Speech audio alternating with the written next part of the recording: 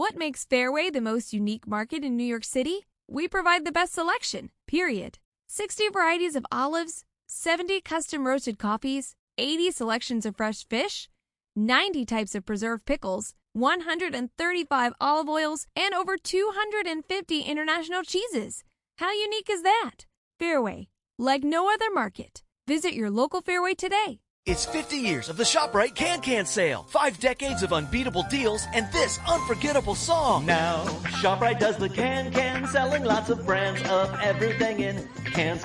Today it's repossession cash, so the ShopRite can match. You'll save so much on every brand. Now's the time to shop at ShopRite's Can Bash. Now's the time to stock up and save. Now's the time to stock up and celebrate. Celebrating the 50th anniversary of the ShopRite Can sale. Stock up and save at ShopRite.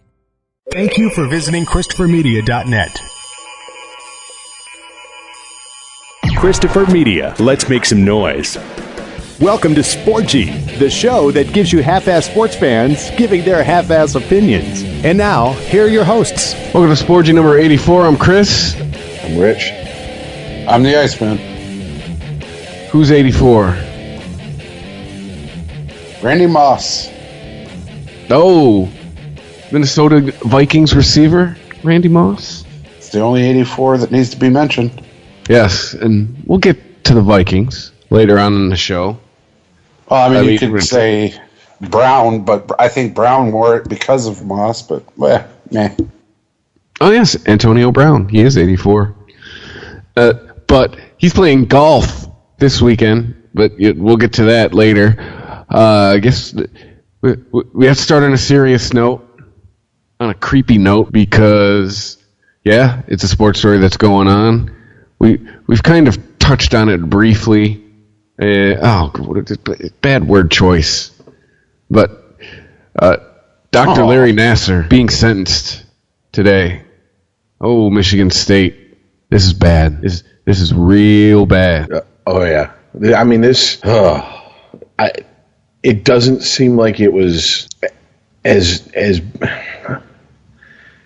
I don't know. I hesitate to say it doesn't seem like it was as widespread as far as the people who knew or had some idea of this was going on as Penn State was with what's his face? Sando. Yeah, Sandusky. Thank you. I was about to get down on myself, then I was like, why do I need to know this fuck's name? He's out of society for the rest of his life. That's all that matters. But yeah, anyways, doesn't seem like it was as what the knowledge and rumors were as widespread of him doing this to this. I mean, what is it, like 120 different female gymnasts of various ages, most well underage. When I say the number I saw was 125. Guys, this is just, I guess, the devil's advocate speaking, I guess. I don't know. But it's 125 women, and nobody said shit. Here's the thing. He would do some of this shit with the parents in the room to girls. We're talking young girls.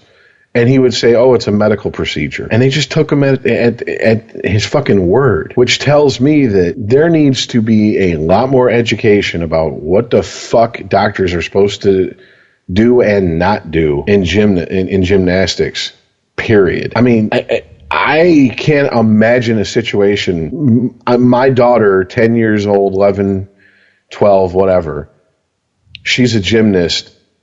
And the doctor's telling me, well, I need to insert, I need to digitally penetrate her anally and vaginally to align something in her without me going, you're not doing either, homeboy. And on top of that, she's leaving the room and I'm now beating the shit out of him for even suggesting he's going to do that. All right. That's just, it's not, dude, you're not playing devil's advocate. I thought the same thing. Is some of these parents were just so dead set on seeing their daughters succeed. They said, well, if he's a doctor, he's a professional, he wouldn't make this up. And with some of it just them going, well, if this helps, I'll turn a blind eye towards it. I don't know. And once again, dude, I'm still sitting here going, what the actual fuck? That is just, I can't. I can't count the ways that this shit is just all sick and terrible and twisted. Yeah, fuck Nasser. Like Sandusky, fuck him. He's going to die in prison. I ain't spending my breath on him. Oh, that's going to happen. Oh, he will be fucked.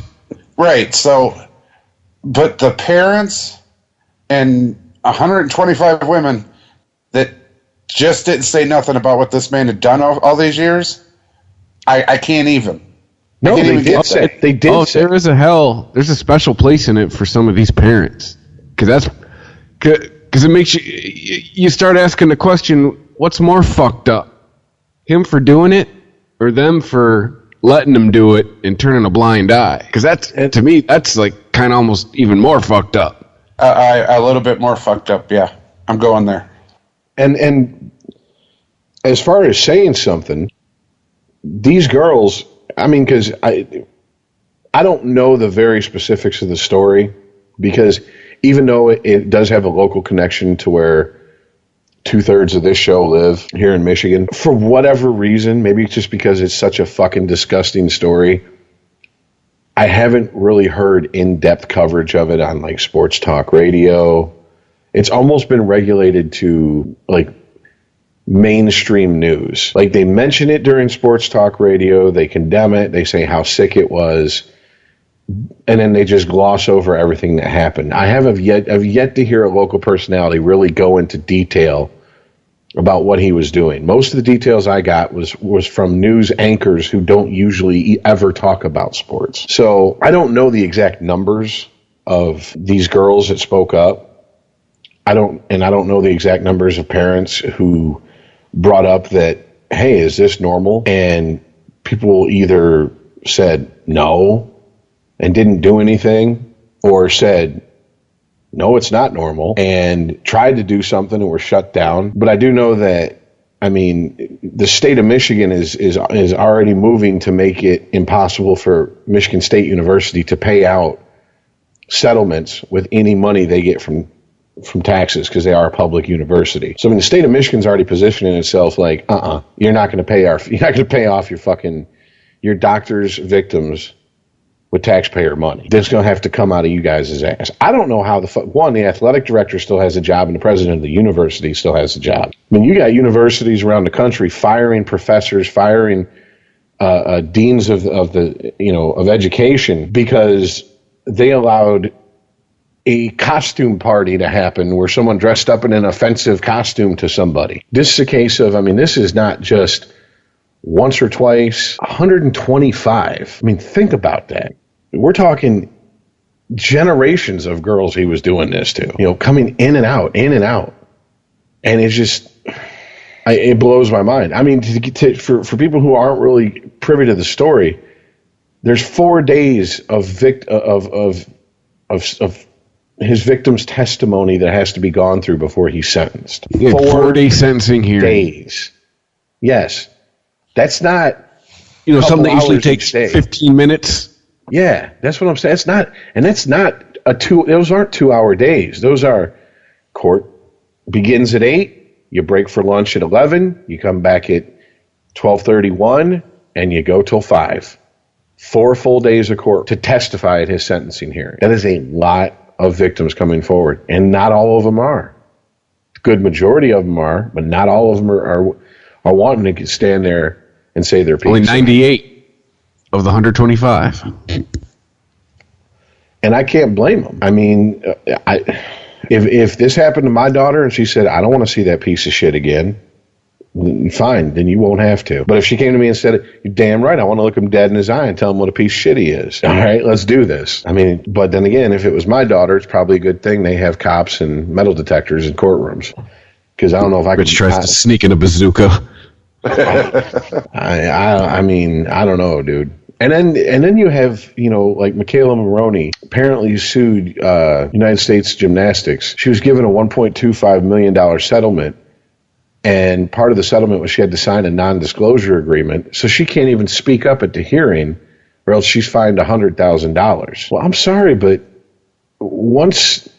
how can you sign a non-disclosure agreement for a crime? I mean, this isn't, you're a personal assistant, and I don't want the world to know that what type of porn I watch, or where you shop for my underwear, or whatever the fuck. I don't want you selling shit to the Inquirer about me. This is a crime being committed, and not a person. Once again, not a personal assistant watching someone smoke weed, watching their employer smoke weed or snort coke. This is like, short of murder, the most horrendous crime we have. Pretty much.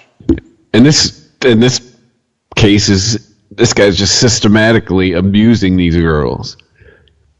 Just having them brought to him. And it seems like he was so slick with it, and I don't mean slick as in, in any type of good. I don't say that word in any type of positive connotation in this situation, but it seems like he was so slick with it that he could convince people around him that no, what I'm doing is it's a legitimate medical procedure. They need this done. So that means his line of bullshit he had down to a fucking fine art. You don't get to be that good of a liar unless you lie all the time, especially about a subject like that.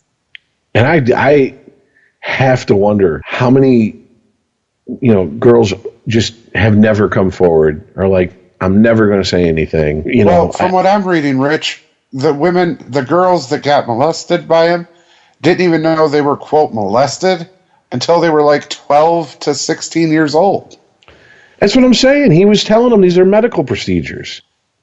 I mean, this is what makes it, to me, this much more heinous. When you're a little kid, you believe what an adult tells you, especially a doctor. If I went to a doctor's office and they told me I had to have he had to perform some sort of procedure on me, I mean, 9, 10 years old, how many kids are going to stand up and go, oh, I don't fucking think so, walk out and go, he just tried to finger me? Right.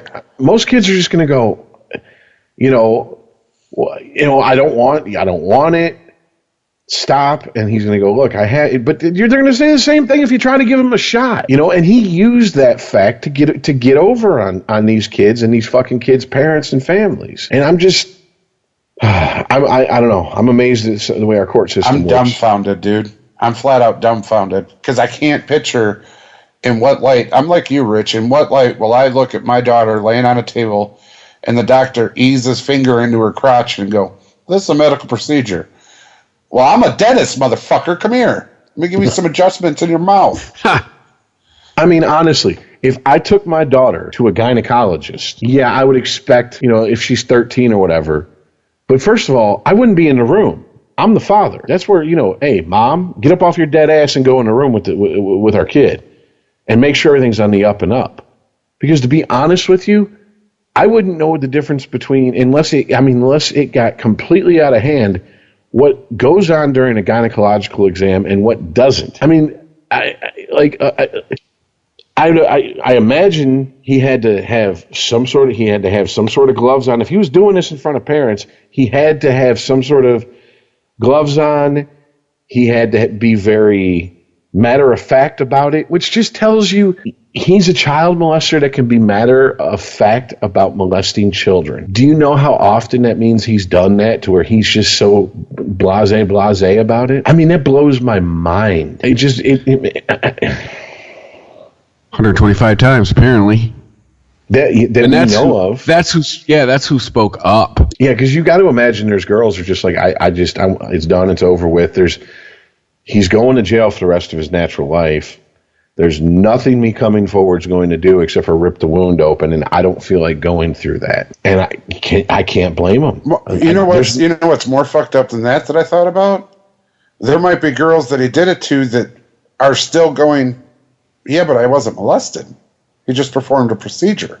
Yeah. I mean, this whole thing that as it unfolded, I'm just watching and listening and reading. I'm like, this is so fucked on so many levels. I can't even get to half of this shit. I hate to say it because I guess I should be. I do this show.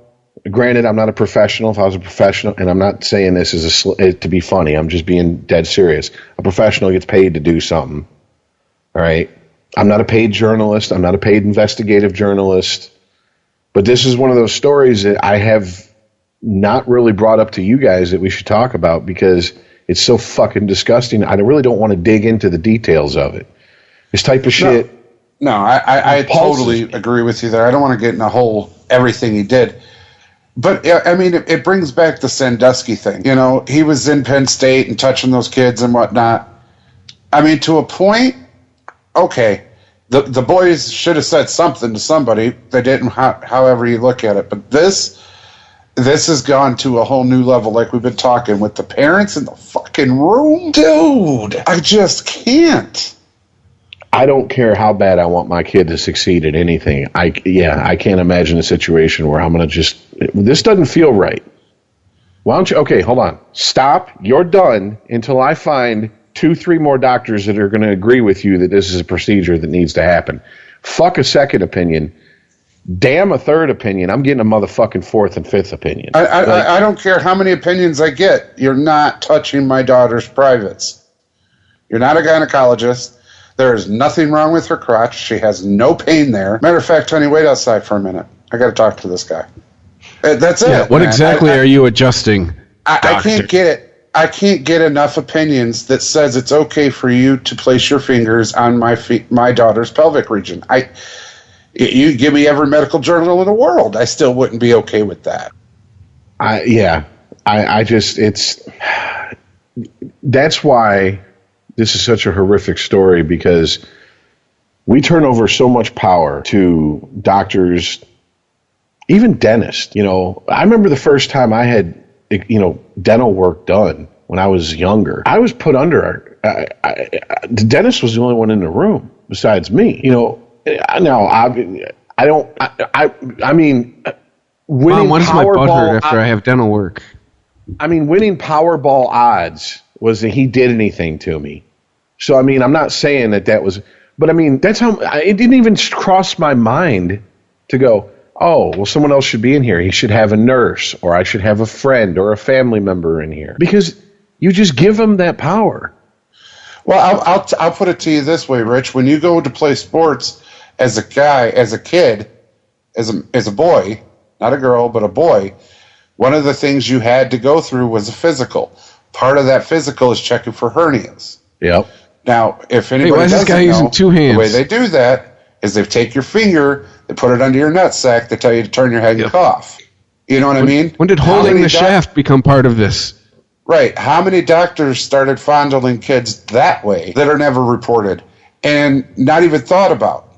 That's what this story has started to make people get into. And it's a good topic to start thinking about.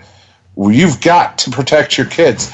Now, I hate when people start doing that. Oh, save the children, protect the kid. But however, there are pedophiles. There are people that want to do bad things to kids, and it is your job as a parent to be there and make sure none of that shit happens. And you're absolutely right, Rich. All the power that we turn over to doctors, dentists, people that are police officers, people that are in power that we're just like, these are good people because they have degrees, they have this, they have, and we never question it.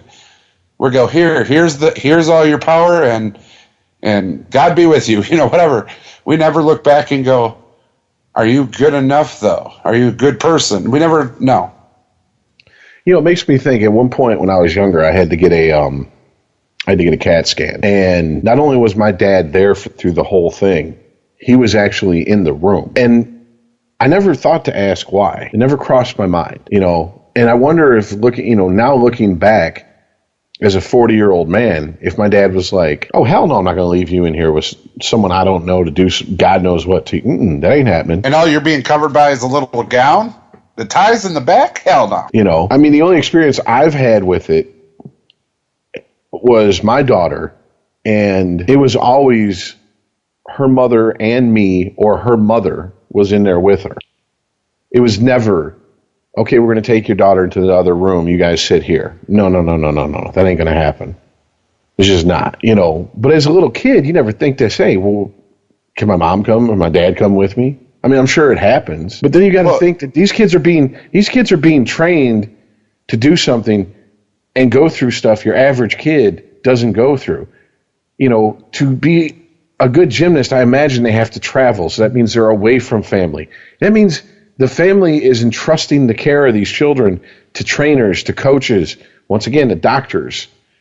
And this is, to me, if right now I'm a parent of a child who's in gymnastics and they're like, we have to go on a trip. Yeah, you're right. We have to go on a trip. When are we leaving? I'll be goddamned if I'm just going to sign the permission slip and send the kid. This isn't going to the Detroit Institute of Arts, and make sure they pack a lunch. This is, they're going to be in hotel rooms. They're going to be, out of town. They're not going to know anybody. It's just, it blows my mind. And once again, what blows my mind even more is how, whether it's U.S. Gymnastics, MSU, Nasser himself, any of these organizations or him himself being sued and having a non-disclosure agreement signed and it be honored to the point where, like I said, if Michaela Maroney speaks up, there's a $100,000 fine. Now, I don't really know who Chrissy Teigen is. I know she's a model. Isn't she married to Russell Wilson? John Legend. Okay. I don't know. She's also the co-host. You don't all look alike, Rich. She's the co-host of Lip Sync with LL Cool J. I've seen clips, so okay. I believe there's a drop that goes, you're gay for saying that. We just don't have it because no one's in the studio right now. Right. Yes. But no, she come out and said, fuck it, I'll pay your $100,000 fine. Go ahead and speak up. That's how fucked up this shit is. Like, a crime was committed. Fuck that non-disclosure agreement. If you go to your priest, if you go to your therapist, if you go to your doctor and admit intent to commit a felony or I did commit a felony, by law, they have to report you. Period. That attorney-client privilege is just that, attorney-client privilege. And talk to most defense lawyers. They'll say, I never ask my fucking clients if they're guilty or not. I don't want to know. And I guarantee you that's just so they can sleep at night. But yet we're going to hold, someone who was molested as a child to a contract they signed. And I got to wonder, how much of that 100 or that 1.25 million did she even see? How old was she when she signed that contract? How old was she when that lawsuit was settled? Did her parents take a big chunk of it? Did her parents sign it on her behalf because she was a minor and she can't enter into a legal contract like that on her own? It's all fucked up. It is all fucked up. And the only solace I take from the entire situation is a homeboy thinks it's horrible to sit there for 4 days and have his victims look him dead in the face and tell him what a piece of shit he is. Wait till he gets to the main line in prison. Yeah. Wait till the first 4 days of jail. Yeah, because I guarantee you he's being held in protective custody right now because it is a high-profile case, and he can't show up to court looking like, 15 guys beat the dog shit out of him. But once you go to prison, the cameras aren't on you anymore. And most people have no sympathy for what happens to a child molester. So even if there were cameras on him, it's not like he's going to get a lot of sympathy. So, Nasser needs to make very good friends with Kevin Hart and start training. Get hard, motherfucker, because you're going to need it. Dude. He better go to jail with a cork. I guarantee you, he goes in there and finds some sort of religion real quick. And he thinks, and he hopes that whatever religious group he affiliates himself with will protect him. Because outlaws don't give a fuck if you love Christ or Allah or Buddha or whoever the fuck. You love them, we're going to send you to meet him. You'll meet him real soon. Yeah, there's not a crime tonight. in prison. There's not a crime in prison that gets treated the way a child molester does.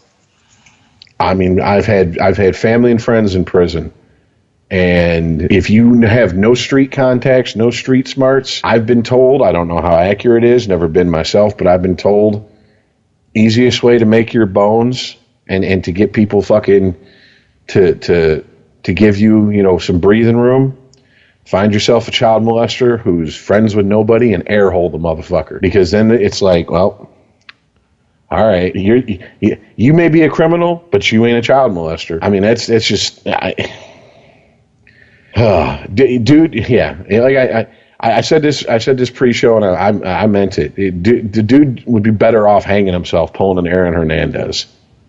than going to prison. I mean, I don't know what he thinks is going to happen, but it's worse than what he can imagine. Because it's not like the guards, quote unquote, have to protect inmates. But even if he's in protective custody, you're going to tell me those guards can't be bought? You're going to tell me favors can't be called in to have a guard look the other way? And all it takes is a few seconds. That's it. Well, also, Rich, I mean, it's not even about buying. Just think about that for a minute. If you or I were a guard in prison and this piece of shit walks in, somebody's like, I'll buy you lunch for tomorrow. Give me 10 minutes. All right.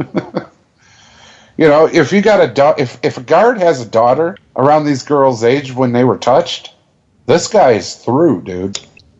If I was a non-streetwise guy who committed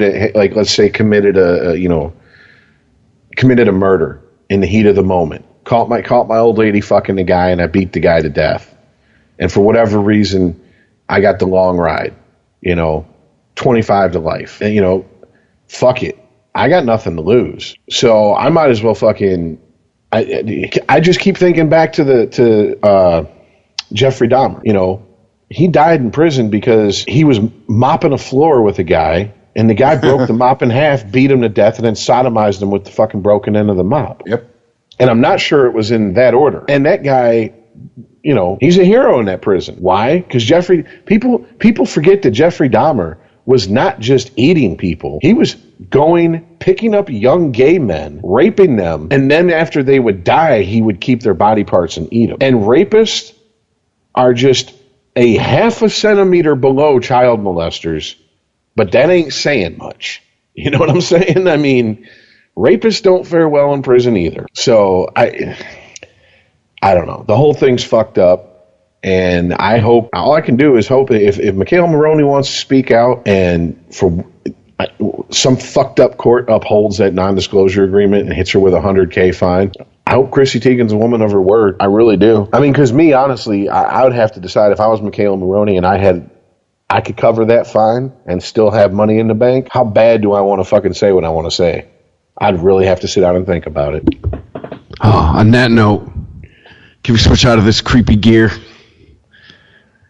Yeah, I mean, it's just sad all around because, I mean, we hardly, I know it's an afterthought, but we hardly even touched on, you now have a whole universities of students that, we joked about it a little bit about,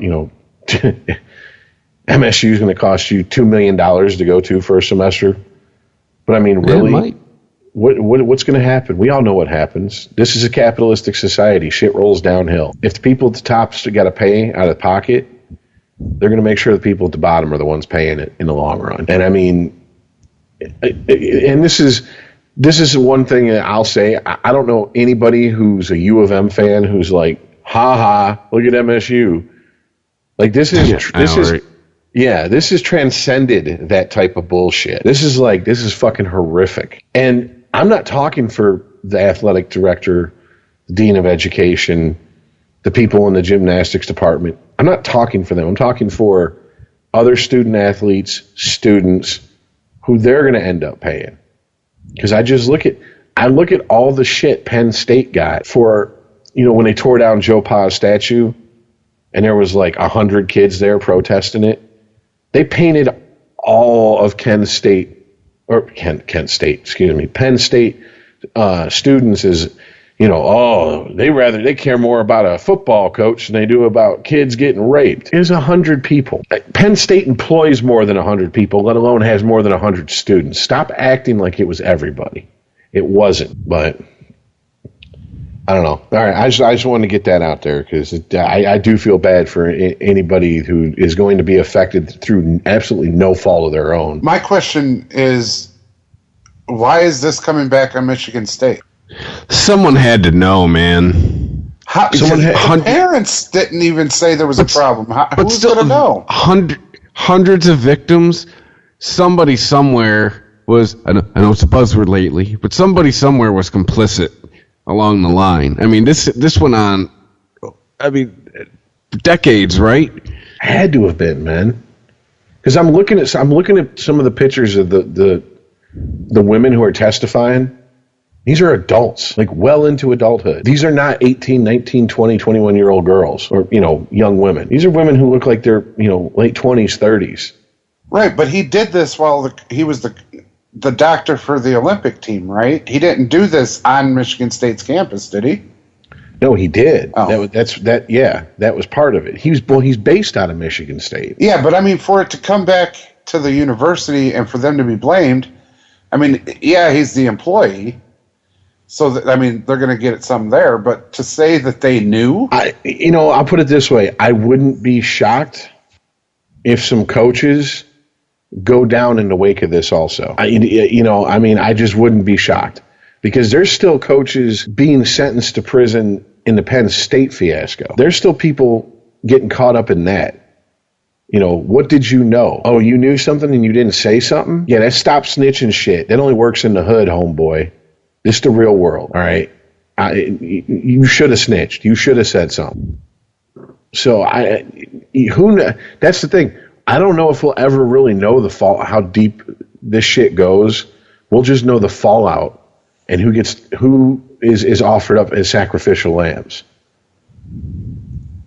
Because I don't think the most notable coach for the women's gymnast team is Bella Caroli.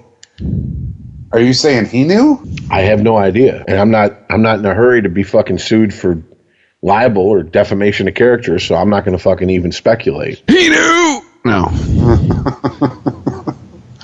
It's just nah. Anyways, moving on. Like I said, there were so many fucking levels that I just couldn't. The more I read, the more things opened up, and I'm like, I can't even get to it. And there's no real smooth way to transition out of this. So, hockey. Rich had sent us an article about, let's see, what would be a good comparison for him? Maybe like he's too old now, but maybe when he first started, like the Theo Epstein of hockey, maybe? Richard Allen? Yeah. Yeah. I mean, he was definitely before the salary cap and the mid 2000s lockout. Definitely a highly desired general manager to be on, managing your team. Post lockout, not so much. They won that cup in 2008. The Red Wings did with him as general manager, but that's only 3 years removed from the lockout. And the Red Wings spent a lot of money buying out players' contracts because they said, you got to think, between that lockout and that cup win, you had players like Yzerman retire. You had Shanahan given his walking papers. You had Ken Holland digging deep, bringing in cast-off players that other teams really didn't want anymore, a.k.a. brought back Darren McCarty, brought in Todd Bertuzzi with all his baggage, with the Stephen Moore hit. That was just a clusterfuck from way back in the day. But, you had a lot of players that they either had to pay out part of their contract and say, see ya, go find a career someplace else, or that just fucking retired, and then he replaced them with players he knew were role players, and they got in there and they won that cup, and they went to Game 7 in 2009 and could have won another one. But they haven't done shit since then because of the contracts he signed. One of the biggest mistakes he made was signing the Mule over oh shit. Wow, I just blanked. I cannot believe that.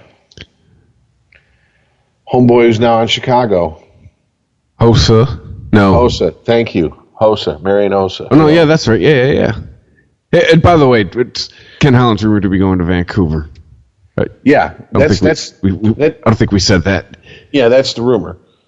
But, in a million years, I don't want... Even at the time, I'm like, you signed Franzen over Marian Hossa. The deal you gave Franzen, wrong with you could have gave Hossa, and Hossa would have stayed. That's a shit deal. And, he's not very well liked here in Detroit anymore due to a lot of the contracts that he's given players in the past, seasons. They haven't drafted well. They're not a destination team anymore. I mean, the last time we heard any excitement about free agents possibly coming here was the Suter Parisi free agent signing. That year they were both free agents. And when they went to Minnesota, every Red Wings fan I know looked at each other and said, well, that's the writing on the wall right there. They might as well blow it up and start rebuilding it. And Ken Holland has, just bullheadedly stuck to, nope, we're not going to do a rebuild. We're not going to do a rebuild. And then when they missed the playoffs for the first time, after a quarter century of making it, last year, he begrudgingly said, oh, we're not in a rebuild. We're going to retool. We're going to reboot. Don't try to play wordplay with a motherfucker. That's called a rebuild, all right? I mean, that's like saying she's a little pregnant. Oh, just a little bit? So no, you're either pregnant or you're not. You're either rebuilding or you're not. And I don't think he's going to have a lot of Wings fans crying the blues if he leaves. And if he goes to Vancouver, I mean, I don't know. I don't think that's. I don't think he's a GM for the salary cap era. I just don't. I mean, if you threw a salary cap on baseball, a guy like Steinbrenner, when George Steinbrenner was still alive, couldn't spend like he spent. He wouldn't have won half them championships he won in the 90s. I mean, they've got a luxury tax in baseball now, and I mean they went 9 years between championships. They just made a move this offseason with Stanton to where they're now being like, oh yeah, they're a heavy favorite to win the World Series this year. That hasn't been said since 2009. Guys, 2009 is almost 10 years ago. Yeah, you can stop talking now. Why you gotta bring up old shit? Yeah, what's up with that? I mean, maybe it's just me, but a side effect of being 40 is I still think 2000 was 10 years ago. That's I still think 2000 was like yesterday. Stop it. I know when someone's like 25 years ago, I'm like, what, back in the 80s? No, wait a minute. Damn it. I mean, back in my junior year of high school? Fuck. Yeah, I know, right? But no, I don't. Look, he's got to go. The Red Wings have to do something. Yeah, but wouldn't you call the Red Wings a dynasty, though? It's over, yeah, I guess. Yeah, I mean, it was. I'm saying was. Absolutely was. But just like every dynasty, it has to end. We'll talk about one that's going to end later. But, everything that would define a dynasty, I think the Red Wings had. No, I agree. Players, multiple championships. They didn't miss the playoffs in 25 fucking years. Well, another thing that a lot of people don't realize is that the Red Wings drafted amazingly through those, the first half of that 25-year playoffs run where they made the playoffs for 25 years. They were picking diamonds in the rough from later rounds. I mean, Datsuk, Zetterberg, guys like that, they were not first round, second round picks. They weren't sexy picks. They were the first ones to really embrace the European style of hockey. To the point where, as much as I love Don Cherry hated the Red Wings in the 90s during the Russian Five era. I was just reminded of this by a friend of mine who's a huge hockey fan and posted a video of Don Cherry talking about how the Russian Five is a joke and et cetera, on Hockey Night in Canada on Coach's Corner. And I'm going, oh, fuck, that's right. He hated the fucking Red Wings. Same thing with Barry Melrose. That first year they won the Cup against the Flyers. He picked the Flyers to win. It was only in the middle of the third period of Game 4 that he relented and he put one. Remember the Wingnuts hats they used to have? He put one of those on. And they're like, oh, so now that they've almost swept the Flyers out of the playoffs, you're willing to jump on the bandwagon? You're willing to mess up your due, Mr. Melrose? So, I mean, that's ancient history. I mean, Zetterberg is on the very end of his fucking career. Datsuk just 2-1s pimping and left the fucking NHL, period. And even if he comes back, they don't own his contract anymore. Arizona does. If Datsuk comes back and says, I want to play in the NHL, he's going, unless he forces Arizona's hand, that's the team he's going to come back and play for. So, I mean,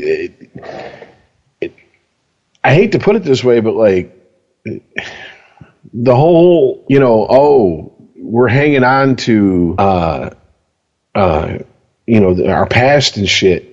That is gone. Like, Scotty Bowman's not walking through that door. Steve Yzerman's not walking through that door. Jimmy Delavano's not walking through that door. Period. I mean, it's not going to happen. So you have to just cut fucking ties. And if Vancouver wants to hire him, more power to you. I think it's a mistake. I don't think he's a good GM in the salary cap era. My problem is, as a Red Wings fan, who the fuck do they get to replace him? Because it ain't going to be Steve Yzerman. Folks, Steve Yzerman ain't coming back to Detroit. He's very happy in Tampa. I mean, maybe if you threw... It's impossible. Even if you can't throw John Gruden money at him. Even a team like the Red Wings doesn't have that much money to throw at a general manager or a head coach. Ownership stake, maybe, perhaps? You mean the money John Gruden's not sure that he's getting paid? Or the ownership stake? I'm sure he's getting paid of it now because they're already talking about him butting heads with fucking beast mode. Yeah, maybe. I mean, if the Ilitches were like, X amount of % of ownership in the franchise. Well, I mean, think about it. Mike Ilitch is dead. Yzerman, I'm gonna say, put Detroit on the map in the '90s. He was the biggest name we had. Ooh, even going on there, Earl. No, even the '80s, man. Before they drafted him, they were the dead things. He came in and was putting up 150 plus point seasons. He was up there with Gretzky and Lemieux doing that shit. Right. I mean, big time. So, come home, Stevie Y. Why wouldn't the Ilitches go, here's all the money you'll ever need, and you know what? Here's part of the damn team. You've earned it, if nothing else. Am I correct? Send him a piece of paper that says Stevie Y. Why not? Here, you know what? You used to do commercials for Fifth Third. We're just going to give you Fifth Third. It's what dreams are. What dreams we don't even made own it. of, We're Steve. giving you a bank we don't even own. The things we do for dreams. I mean, it's just but am I correct in thinking it's Marian Ilitch is technically the owner of the Red Wings, correct? Yes. Okay. It was an anniversary present. Because of certain laws, you can't own multiple sports teams in the same city. Is that why? Correct. Like the exact same person? But I mean, we all know what the fuck that means. That was Mike Ilitch going, I'm pulling a fucking Belichick and I'm going to fucking straddle the line on this one right here. And we all turned a blind eye towards it because, fuck it, it's Mike Ilitch, and on top of it, the Tigers weren't doing shit when he bought the team. Yeah, Neither right? were the Red Wings. Everybody was like, why? Yeah. I mean, it's like, let them do it. Hey, fuck it. But, okay, so my thinking is she's not exactly a spring chicken. I don't know the level of day-to-day operations the Ilitch family even has anymore in the Tigers, in the Red Wings. Maybe they could offer him an ownership, give him president of hockey operations along with the general manager role. They would be dumb not to. Look, the man put together a gold medal winning hockey team, a Stanley Cup contender in Tampa Bay, all right? I mean, give me a fucking break. Winner. Well, Yeah, and they won one. Well, the one they won, he wasn't GM yet. He was still playing. But I mean, he went down there, and they are constantly in the talk for the Cup Finals, making a deep run in the playoffs. That did not happen. That did not happen for the first 15 years of their existence or whatever it was. It was out of the realm of possibility. When I lived in Florida in the late 90s, and I had, because of this, how much of a nerdy hockey fan I am, I had a Tampa Bay Lightning license plate because you could pay $5 and get one. And that's what I did. I paid $5 extra, and I got a Tampa Bay Lightning license plate. And I would literally probably once a week have people who saw me in my car with that license plate go, there's a hockey team in Tampa? Yeah. And I lived an hour.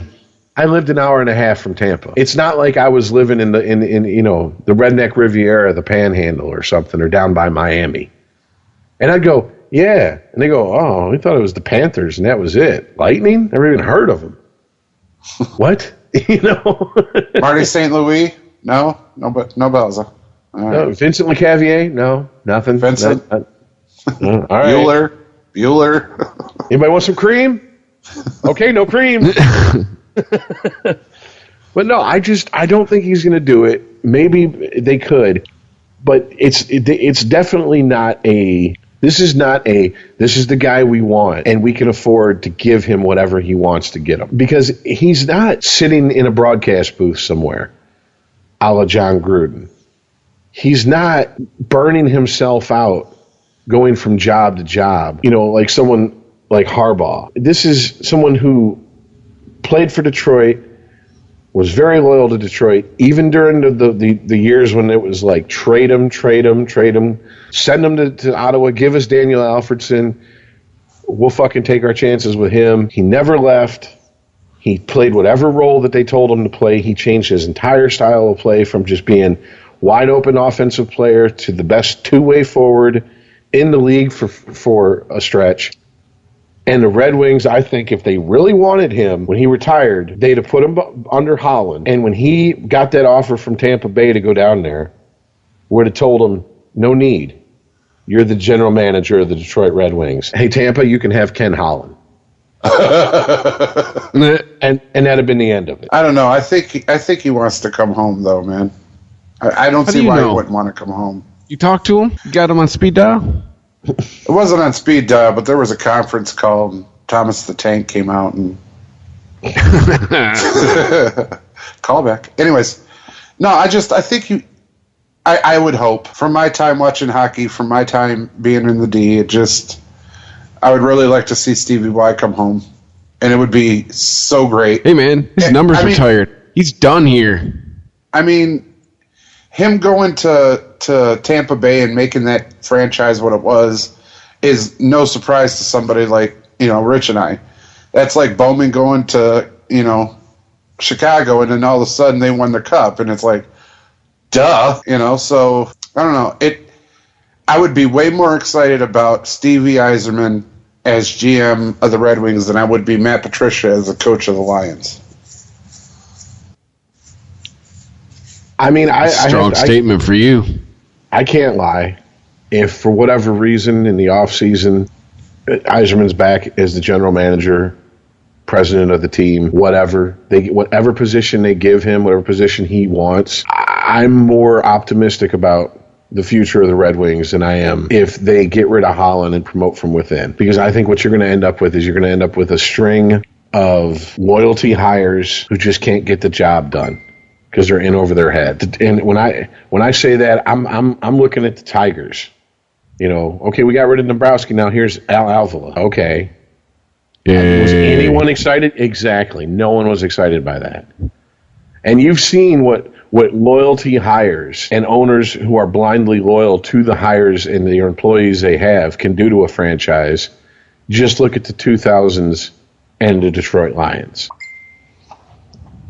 So, I as far as I'm concerned, send Holland packing. Not that big of a deal. You're not losing all that much. And, yeah, go after who you want. If Yzerman's on that short list, go whole hog at him. If, it's somebody else they have in mind who I haven't even thought of, go hard. Because you're not... The ghost of Gordie Howe. Something. Ted Lindsay, Sid Abel, get all the production line back. Fuck, I don't give a shit. Something's got to happen, because if not, it's gonna be some dry years here in Detroit for hockey, and we're already looking at least 5 years of rebuilding for the Tigers. And anyone who's hopeful after 5 years they're contenders again, I would say that's a very overly optimistic person. It's probably we're looking at another 10, maybe in 15 years before they're contenders again. So I just don't want to see it. I ain't got that many years left, man. I don't think so. Hey, what if I told you in 35 years the Red Wings will win a cup again? That's nice. My grandkids will be able to watch that. Yeah. I'll be fucking dead. Or close to it. Well, yeah, this one go, that only makes you 75. Yeah, but do you realize how much fun I had at 20? That's why I don't expect to see 75. Yeah, I'll have been dead for 15 years. All right. So shall we move on to the weekend that was? Oh, God, yeah. Football. Earl, I already heard you poking the bear. Okay, let's talk about the basketball. Well, I just want to talk about it briefly. I mean, it is just briefly. Because I thought about this as everything started breaking. You know, if anybody's missed what's happening in basketball, there's a lot of fights between players, between teams, between coaches, between refs. On one day. No, it's not just one day. This is something that's been heating up for a while. It started with the refs. I don't know. It's probably started with the players, then the refs, then coaches, and I feel after everything that's happened, even with this recent fight with the Rockets and the Clippers, it just feels like NBA's trying real hard to stay relevant. Really? You really think they're in danger of becoming irrelevant? No, not even a little bit.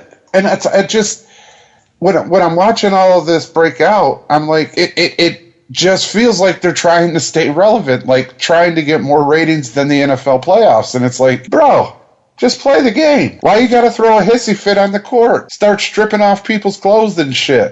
Think you're going to be on an island on this opinion there, Iceman? I always am, Chris, but that's beside the point. I just don't understand, I guess. You know, it started way back before the season with all the trades. You know, they put Chris Paul with Fear of the Beard, Harden, brought in, Paul George, and, OKC brought in Melo, and I'm just like, okay, so all the powerhouses are getting together and trying to beat Golden State. Okay, I'll see it. It's not going to work, but good luck. And, that was supposed to get people to tune in. Well, most of those trades failed. I mean, OKC is terrible. Average a triple-double. Shut up. You still suck. Russell Westbrook, man. Oof, that cat. But and I know I'm spitballing like all over the NBA, but that's just it. There's all of these stories popping up out of the NBA. So-and-so's fighting so-and-so. The Cavs haven't won but 2 games since Christmas. 2 out of 10 games. They're still the third in the Eastern Conference. They'll be all right. Are the Cavs in trouble? And I'm like... They have a .600 winning percentage. They'll be all right. I don't know, Chris. It just seems to me that they're trying to stay relevant. They're trying to be bigger. And what are you talking about? All these trades have been a bust. Every one of the teams that made a big trade would make the playoffs right now. No, they wouldn't. Yeah, they would. OKC would not make the playoffs right now. Yeah, they would. They're the 5th best team in the Western Conference.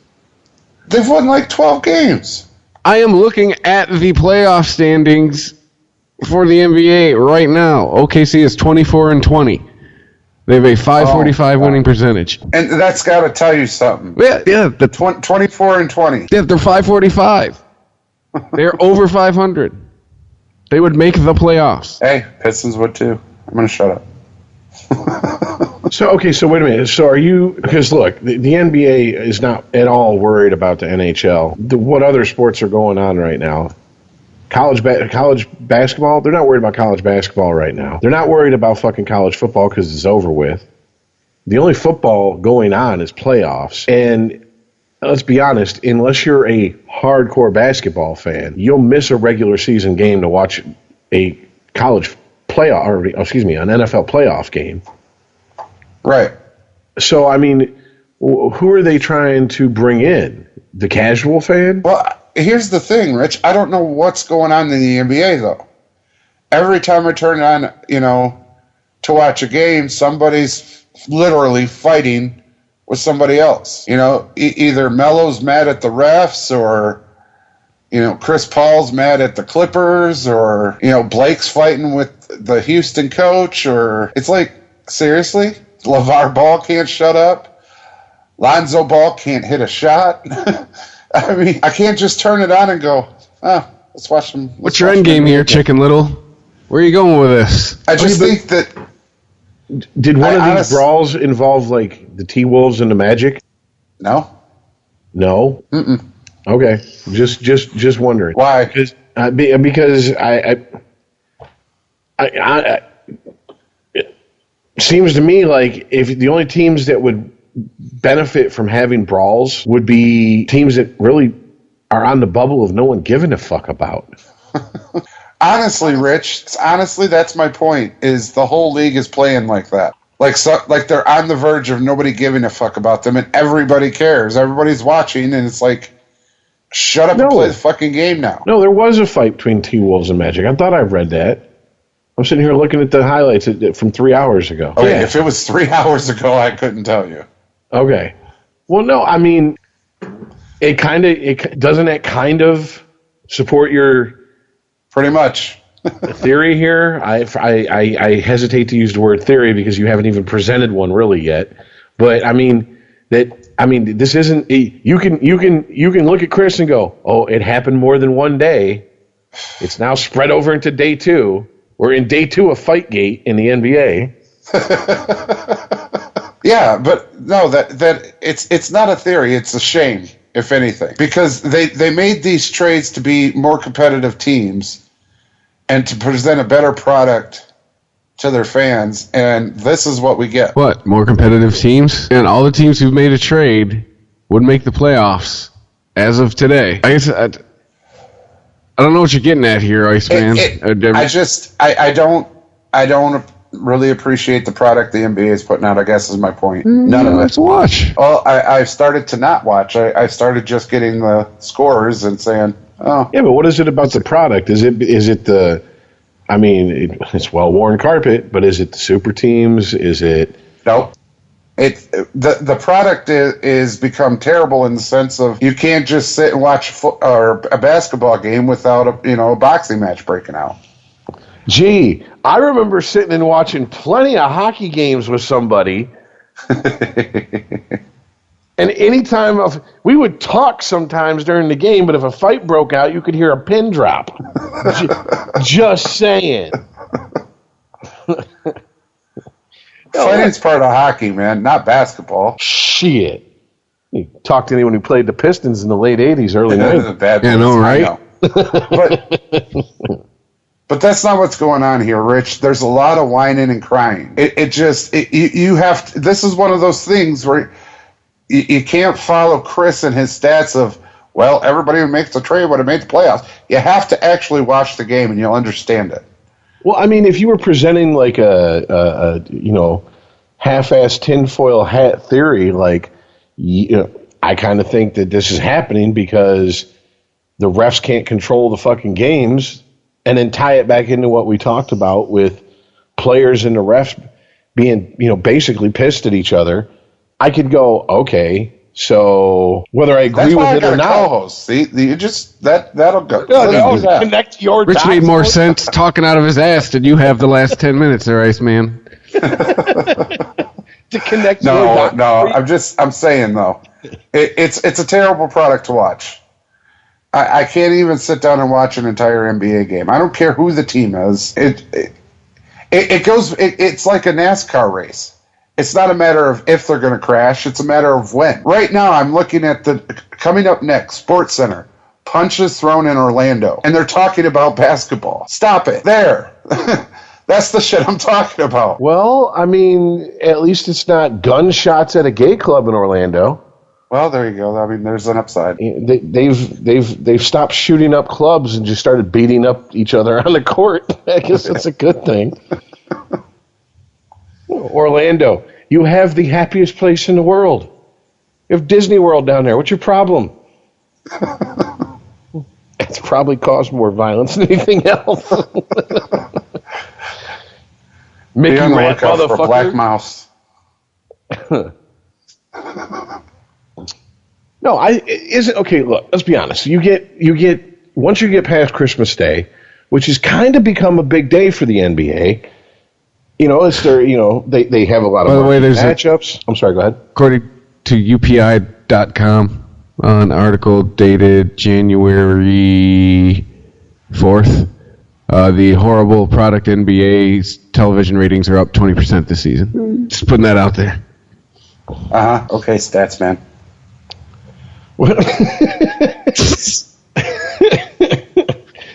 I'm the stat man. Oh, shit. All right. Well, metrics getting in the way of how the Iceman feels. Factual metric. Yeah. What metrics are you using? Facts? Oh, boy. All right. No, okay, but look. NBA, Christmas Day has kind of become a day that it's obviously not as big as Thanksgiving is for football, but it's I know a lot of people who like Christmas Day, open presents, eat breakfast, settle in with the family, watch some marquee matchups that the NBA is going to put on Christmas Day. And then there's the stretch between that and the All-Star game, we don't play defense game. The only reason anyone watches this is for the dunk contest and skills competition game, that's the only respite from just the regular season grind until the playoffs. And I mean, I'm not saying that they're doing it on purpose, but if you got fans that are kind of like, I can miss a few games during this period, and you have fans that are apathetic, maybe the players are out there like, not apathetic themselves. Maybe they're just like, fuck these motherfuckers. Motherfucker set up a fruity pick and touched my ass. What the fuck? Or this motherfucker is over here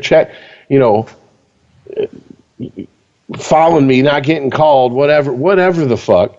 And tempers are getting short, and shit's popping off. I mean, I don't know.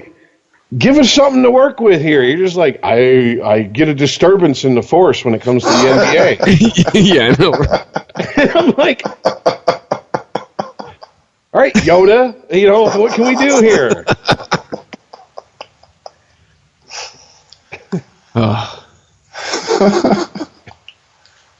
All right, we should have just moved on to football. Here you go. Here you go. One little sliver of baseball. So the Pittsburgh Pirates have fucking decided to blow their team up. Garrett Cole, Andrew McCutchen. See ya. Josh Harrison. See ya. He wants out of there. So yeah, enjoy the Penguins, Pittsburgh. Once again, well, actually, no, you got the Steelers. But to bring it into football. Yeah, but will you? Yeah, the rumors not only coming from CBS Sports, but coming from NBC Sports now is that ownership wants fucking Mike Tomlin gone. Why? Because they're not the Patriots? I know, right? Because he's black, man. It's because he's black. I mean, you know what? Fuck it. Pittsburgh, fire Mike Tomlin. Fire him right now. Yeah, I know, right?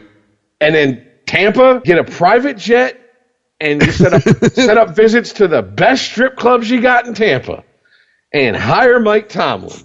You know what? Fire Tomlin. Hashtag. Fire his ass. That's I'm starting the trend right now. I don't even go on Twitter. I'm gonna go on Twitter, open an account, and start the hashtag.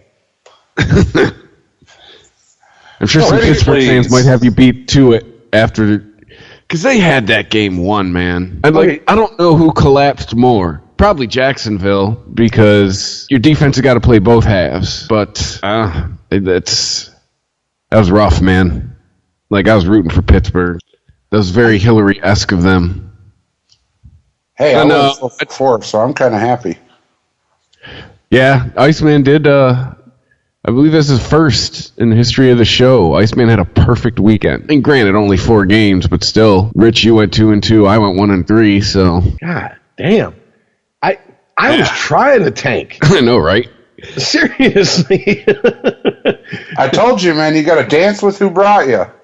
I can't talk the Jaguars up before the season even starts, all the way through the season, hang them out to dry. Yeah, that didn't work so well with the Rams for me, though, okay? That's what I'm saying. All I gotta say, man, if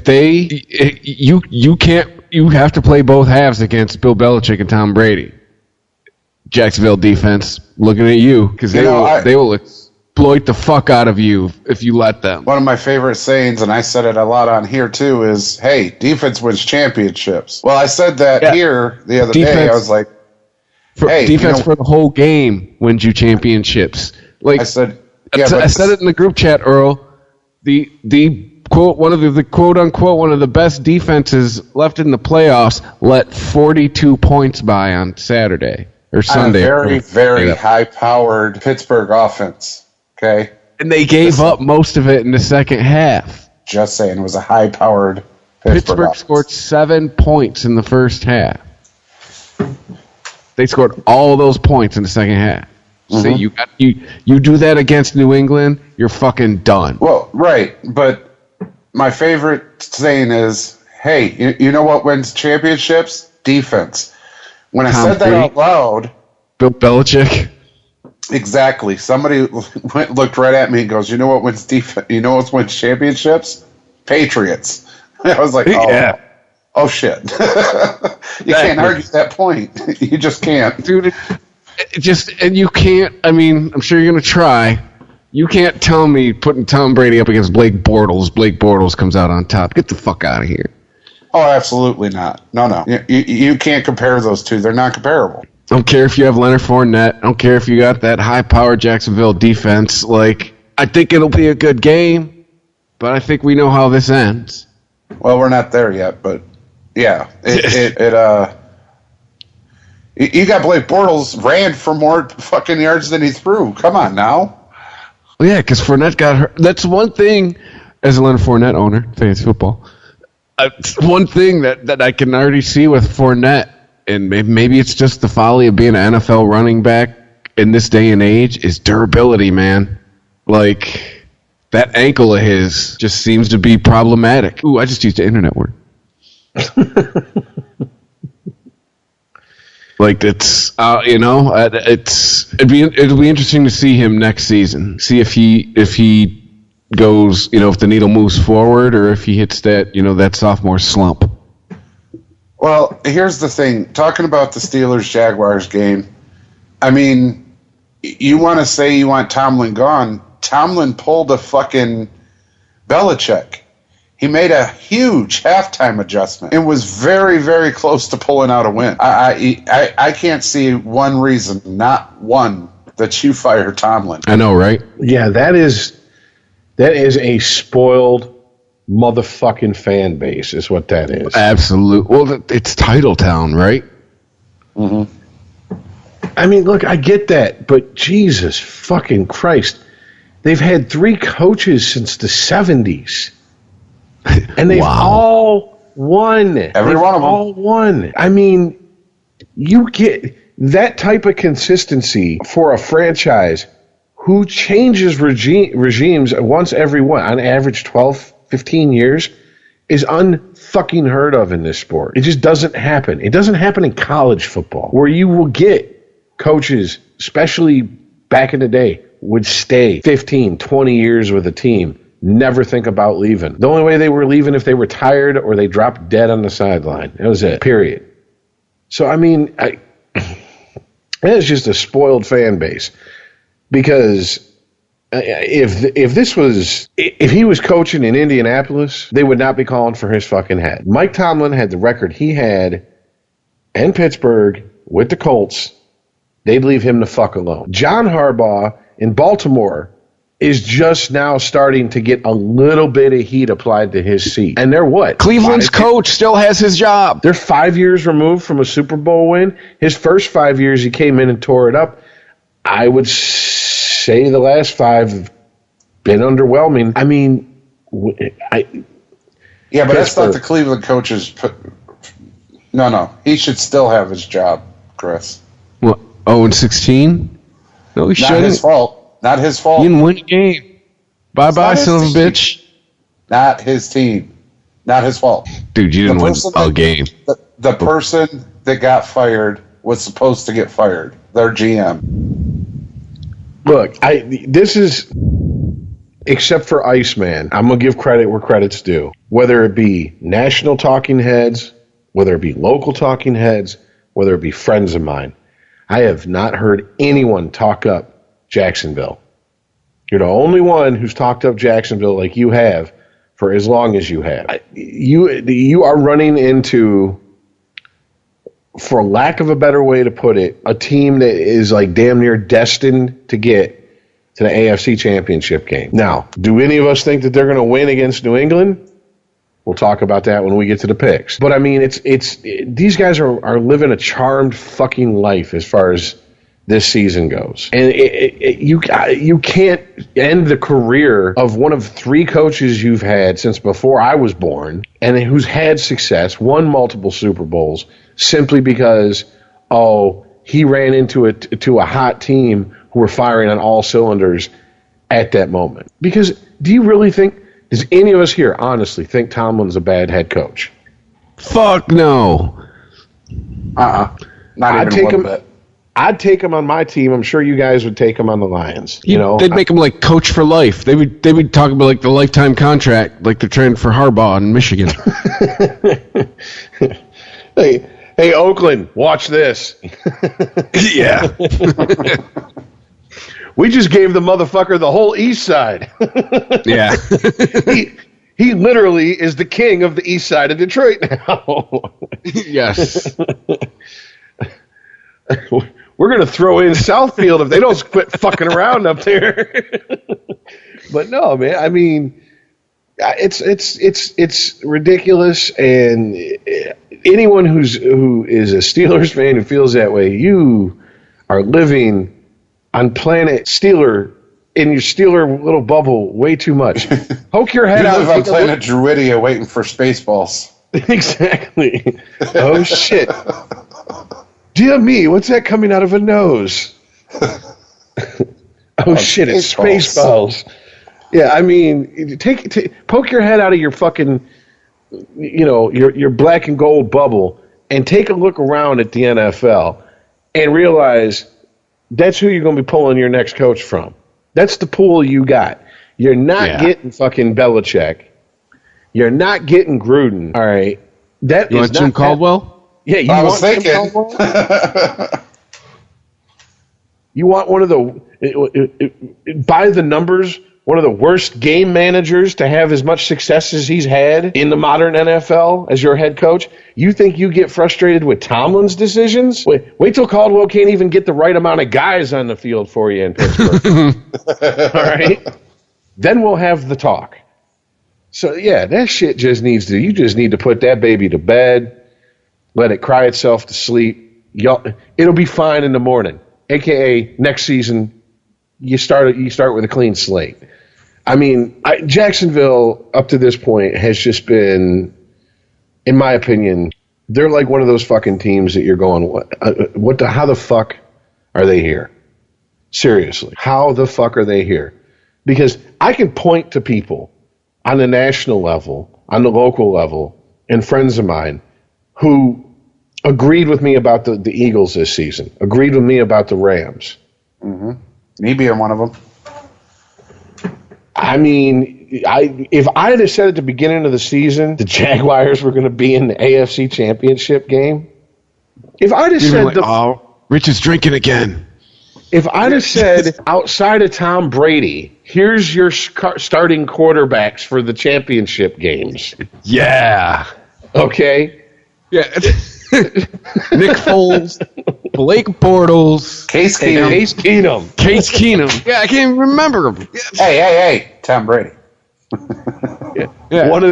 One of these things is not like the other. One of these things don't belong. I feel like I'm watching Electric Company.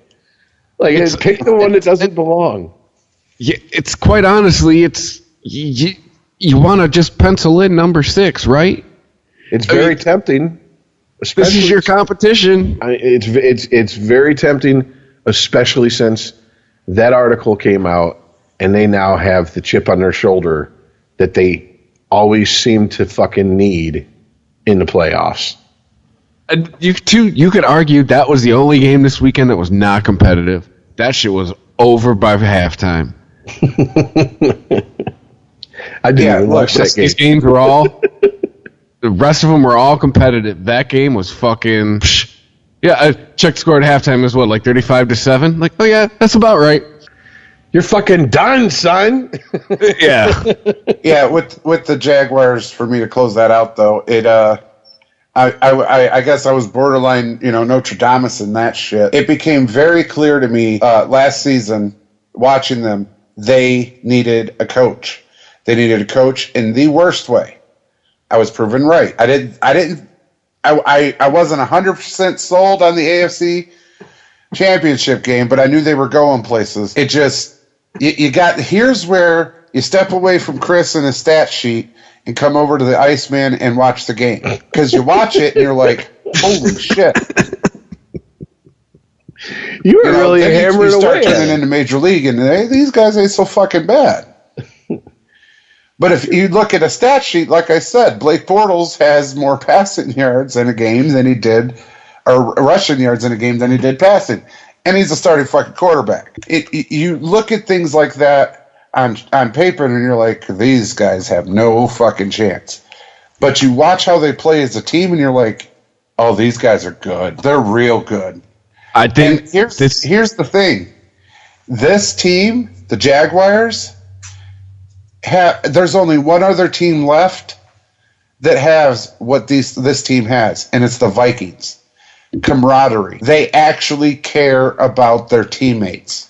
The team's defense only played one half? Yes, stats, man. The team that the defense only played one half. Well, that's just... I'll come over to your side. That's just watching the game. That defense was... Drew Brees did what he wanted in the second half. Except win. Well, I was going to say, yeah, they only needed to play one half. Yeah. He should have maybe played like a half and a quarter. He'd have won. Half and a quarter.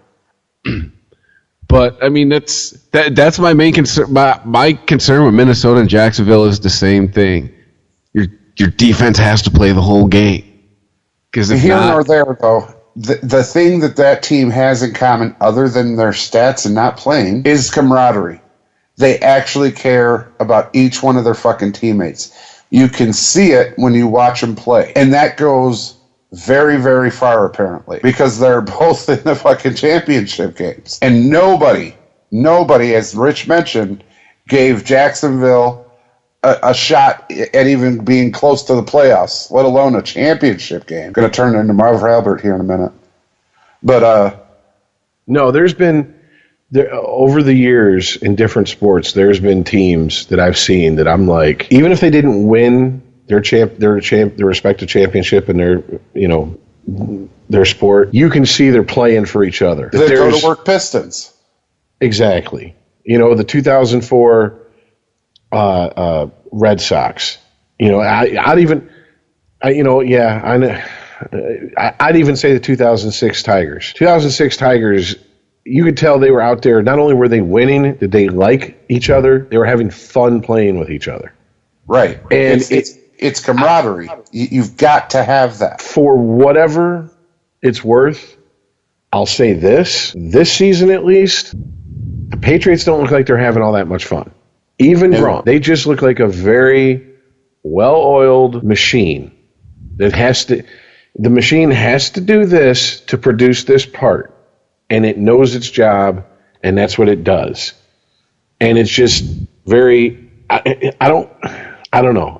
I'm not seeing like even the Patriots when the 2007 Patriots seemed like they were having a lot more fun. There was a lot better chemistry on the field with the players than there is on this season. But I am very much in the school of you can't doubt the Patriots until they give you a reason to. Well, I will never doubt the Patriots. They haven't, unfortunately. Well, I mean, they have. There's a lot of shakeup and talk of shakeup, but they've been there so much. They've done this for so long. They're doing it out of muscle memory at this point. It's kind of a very apt way to put it. It's like someone getting up there who does not give a shit about the songs anymore, but they've played them so much they can go on autopilot. But they're not feeling the music anymore. Right. They're not rocking out. They're not smiling. They're not interacting with the fans. But the chord progression, they got down pat. And they could have done it in their sleep. Like the Rolling Stones of professional football? Yeah. Pretty much. Yeah, I'm kind of thinking like of, when I saw Aerosmith live in 90 and was like, that had about as much emotion as watching a video. I mean, all the moves were right, but I'd seen enough bootleg Aerosmith videos from the 70s and shit like that. They just weren't the same band. They were a lot more professional, and they hit all their cues, and they weren't as sloppy, but they just weren't up there playing on the edge.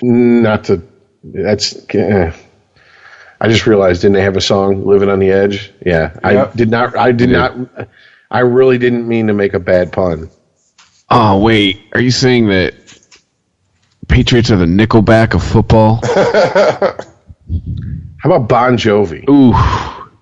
Ouch. But it makes sense, with the hair and the good looks. And the supermodel wife. Yeah, they're the pretty boys who have had success no matter what the fuck else is going on around them. They've had success. I mean, Jesus fucking Christ. Who the fuck thought that we'd be sitting... I mean, granted, I don't know jack shit about Bon Jovi. Earl and I have a few friends who are huge Bon Jovi fans. I'd have to ask them. But I know that they've had hits in the last 5-6 years. Just, they're not... I don't listen to the type of radio they're on. They're like a lot of rock bands who've gotten countrified because they're like, okay, the top 40 is all hip hop and EDM and pop, so I'm going to go towards more of the countryside. They've had hits. That's what, 80s, 90s, 2000s, and the 2010s. That's ridiculous. And here's the thing: they just don't give a fuck about anybody else. Yeah. The Patriots don't care about the Wildcat. Don't care about, oh, you got to run this type of offense, get this type of defense. Don't care about, really down 25 points going into the fourth quarter. They don't give a fuck. Yep. They're going to go out there and play Living on a Prayer, Wanted Dead or Alive, and keep the faith and get back into the game. They're just going to go out there and just drop what they know is going to fucking work. And boom, the crowd's going to love them once again. Doesn't matter if they open up with their new album. Pretty much. Yeah, here's It's My Life with an extended 10-minute breakdown. Because fuck you, we're the Patriots. It's just, and I mean, that game against the Titans wasn't even as fucking close as the score made it look. It was like the Titans were going, can we just get one more touchdown to make it look good to people who didn't watch the game and won't look at the box score? It was like a college team wandered into the stadium. It was like a college team want to make a wish. You get to play the Patriots. I mean, and the Titans had to know it was coming. They had to have. And I understand that as a professional athlete, as an alpha male, as someone who hates to lose more than they love to win, you never want to admit you're walking into certain defeat. And you'll lie to yourself and say, no, man, fuck it. We got a chance. This is our time. I watched Gladiator the night before. I'm ready. This is our time. And then you go in there and the Patriots are like, not really. And you just watch the robots make all the right moves. And you're like, fuck. Hey, did you forget you were playing us? Oh, yeah. Always. Adam Carolla always tells a story about when he played high school football. I forget what the name of the school was, but it was a school from across town where it was just loaded with brothers that were all twice the size of the guys that were on his team. And he said, they practiced all week and they were they got extra hype and were like, yeah, they thought, getting ready for that game on Friday that they had a chance. And he said, as soon as we got out there and we lined up, he's like, fuck, this is going to be a long game. He said as soon as the first snap, he was just like, shh, oh God, this is gonna be the longest game of our life. He said it was. He said they got their fucking lunch handed to them. I had a friend who played high school football and said the same thing. He was like, Finally, after the first quarter was done, coach was like, take their knees out. Take them out the game. That's the only way we're going to have a shot at winning. I know, right? Just go out there and commit blatant penalties. And I don't care who's the worst player on the team. Go in there, put your helmet on his kneecap, and bend his knee backwards 90 degrees. That's what I need you to do. Yeah, I know, right? Otherwise, it's going to be like 125-3. Make him look like Bowman now. Yeah, they're gonna fucking invoke the slaughter rule, and there's not a slaughter rule. They're gonna bring one in just for us. Yes, this game's gonna end up being it's gonna be a benchmark. It's gonna be the reason why a rule was made. The only game really left to talk about, Eagles and Falcons, and I mean, thank you, Falcons, for ultimately showing us exactly what I thought, or showing me exactly what I thought you were. I mean, could it have been set up for them any better? You know they were thinking that. No, dude, you know they were thinking, give us the Eagles. The fuck is Nick Foles going to do? Nothing. And they couldn't even put 14 on the board. I know, seriously. Right? The high-flying Matty Ice, the high-flying offense. Dirty birds get dirty. They didn't even get fucking water spots on them, let alone dirty. This was a simple case of defense won that game. The Eagles' defense reminded me of fucking the 300. Seriously. They formed up and was like, we're not losing this game. Our time might come, but today ain't the time. And that ain't the team. Well, that's exactly what the Eagles had to do, though. I mean, if right, the Eagles, absolutely. But you said could it be set up better for them? Absolutely could. Nick Foles and Carson Wentz, all that I told you when I picked it. The only thing that was going to determine is how much they won by, and it was 5 points because of Foles. That's it. That's all that determined. That defense was way more solid than anything the Falcons brought to them. Not to mention, the Falcons are a dome team going outside in those elements. No, thank you. Julio Jones was having problems catching in his dome. There's no way he was going to face that defense with those elements and make it work. Well, dome teams historically don't do well in northern cities. Fuck that. Teams from warm weather states historically don't do well when they travel north. I mean, it's just that's to me that's one of those. It's one of those facts that people throw out and people go, oh, come on now. It's like, look at the numbers. Does it support what he said? Yes. Then maybe you should factor that in. I'm not saying it's the deciding factor, but come the fuck on now. You know, nothing against a guy like Jason Hanson. Do you think Jason Hanson would have had the kicking percentage he'd have had if the Lions had an outdoor stadium all those years? I mean, come on now. He'd have missed a lot more than he did if he had to fuck with Detroit winners outside. That's just the nature of the beast. Which, I mean, we're kind of getting to picks territory. It's got to make me wonder about the Vikings. I mean, they're going... dude, Philly is not a welcoming place for the away team on the best of days. And this is the first time they've been... Yeah, dude, the fucking guy punched a police horse. Some Blazing Saddles shit. Like, when I saw that, I was like, only at a Philly game. Only at a fucking Philly game would somebody punch a fucking police horse. So what? I love butter stuff. It's Buttercup. Butternuts, cup. Say no, Buttercup. But no, man, it's I don't know. I mean, we haven't really talked about it, but I mean, the ending of that Saints-Vikings game, at this point, it's everybody's talked about it. Jesus Christ, I've seen someone did a Madden 95 version of it and posted the video. Someone did a Tecmo Bowl version of it and posted the video.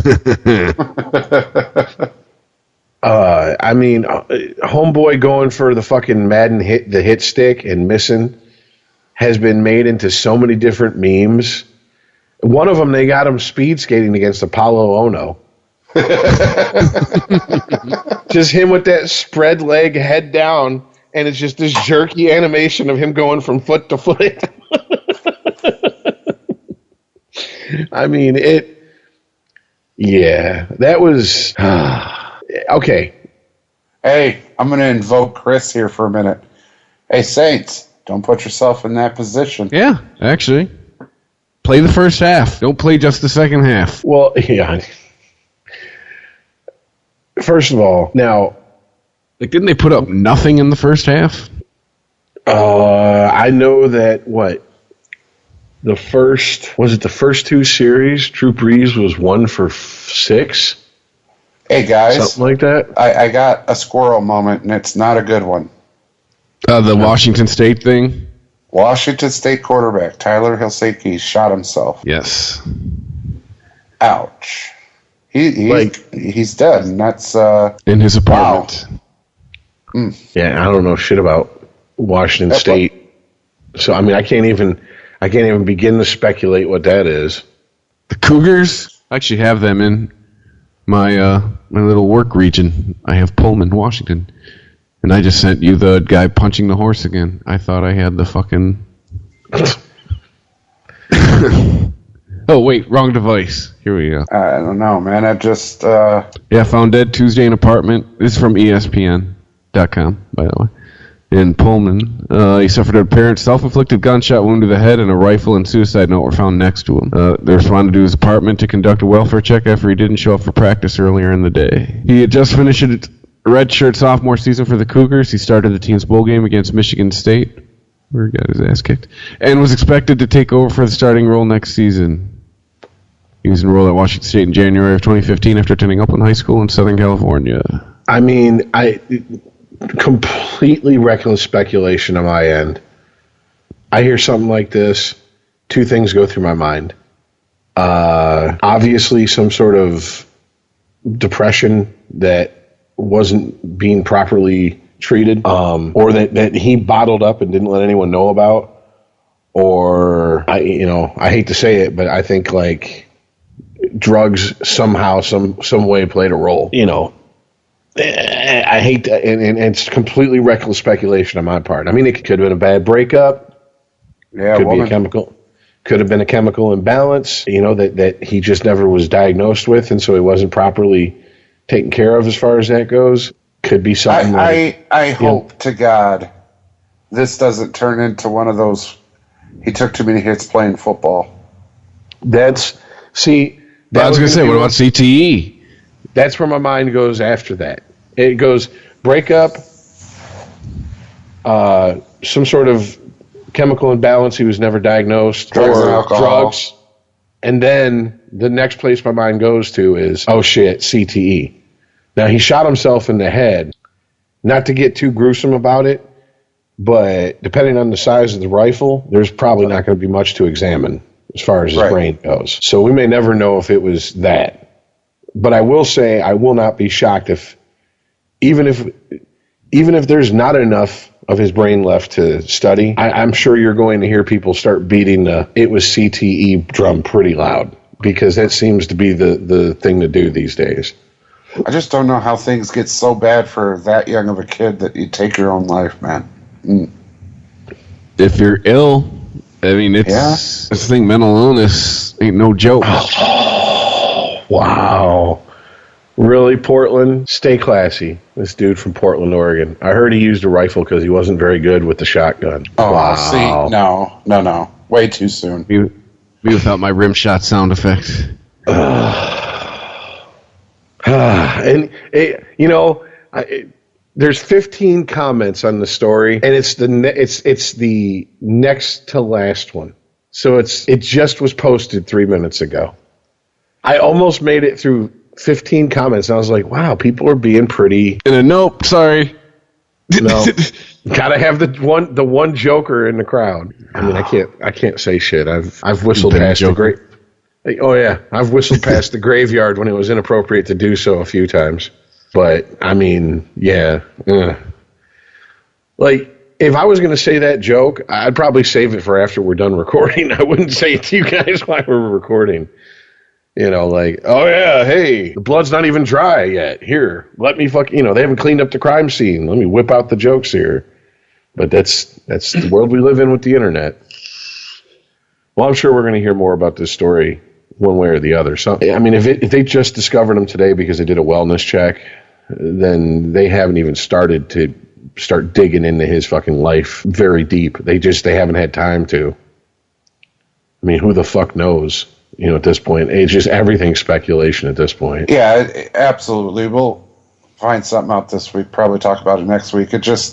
I can't see, you know, you made it all the way to college. You're going to start on a football team. You just get into a bowl game. And where does it go so wrong that you're shooting yourself in the head?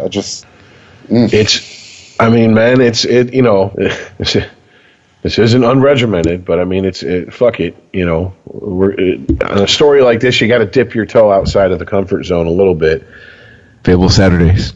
Christopher Media on it. Dude, depression's a motherfucker, man. And people who've never really suffered from it or been around people who suffer from it, they tend to either downplay it or get an attitude of, you're not depressed, you're feeling sorry for yourself. And I mean, the thing is that, you know, I've dealt with some depression issues, not chemical imbalance or anything like that, to where it's like wildly out of my control. Just life, poor decisions, compounded upon, let me pour booze on it and it'll make it better, and it never did. And you don't want to be that way. You don't want to wake up that way. You want to feel better. You want to be able to go out and be fucking normal. And for whatever reason, you can be in the middle of the most joyous celebration that you could find at that point in time, and you just feel like you're absolutely alone and miserable in it, and you don't know why. And the thing that you can't do is isolate yourself, but the thing you want to do is get away from everybody because you don't want to hear the bullshit. Stop feeling sorry for yourself. You know, I have family members who used to believe, due to their religion, that depression was a demon, that you were demon possessed, and all you need to do is pray the sadness away. I don't know, man. I guess I'd never been around depression long enough to get it. I don't look at it as you're feeling sorry for yourself or anything like that, or get an attitude. I just don't understand it, I guess. I've been through a shit ton of shit in my life. You know, Rich, but I can't even begin to think about pulling and shooting myself. I don't know. But see, at least you're honest and mature enough to go, I don't understand it. And that's the thing. That's it. I don't. I guess that's my question. I'm reading this story about this kid, and whole life in front of him has everything set up where he needs to have it set up, and I have no idea what could have made him do something like that. I mean, if you go rob a store, or if you steal something, or you do something really stupid, commit any type of felony, I would understand to a point. But to just say fuck it all and grab a gun and end it, where did it go so wrong that nobody saw it? You know, it brings you back to people like Robin Williams. Look at his life. Look how funny of a guy he is, and then all of a sudden he's dead. Wait, what? So you're right. It's probably depression, and man, that's an emotion I hope I never run into, I guess. Yeah, and like I said, I've dealt with it more so with other people, you know, in my life.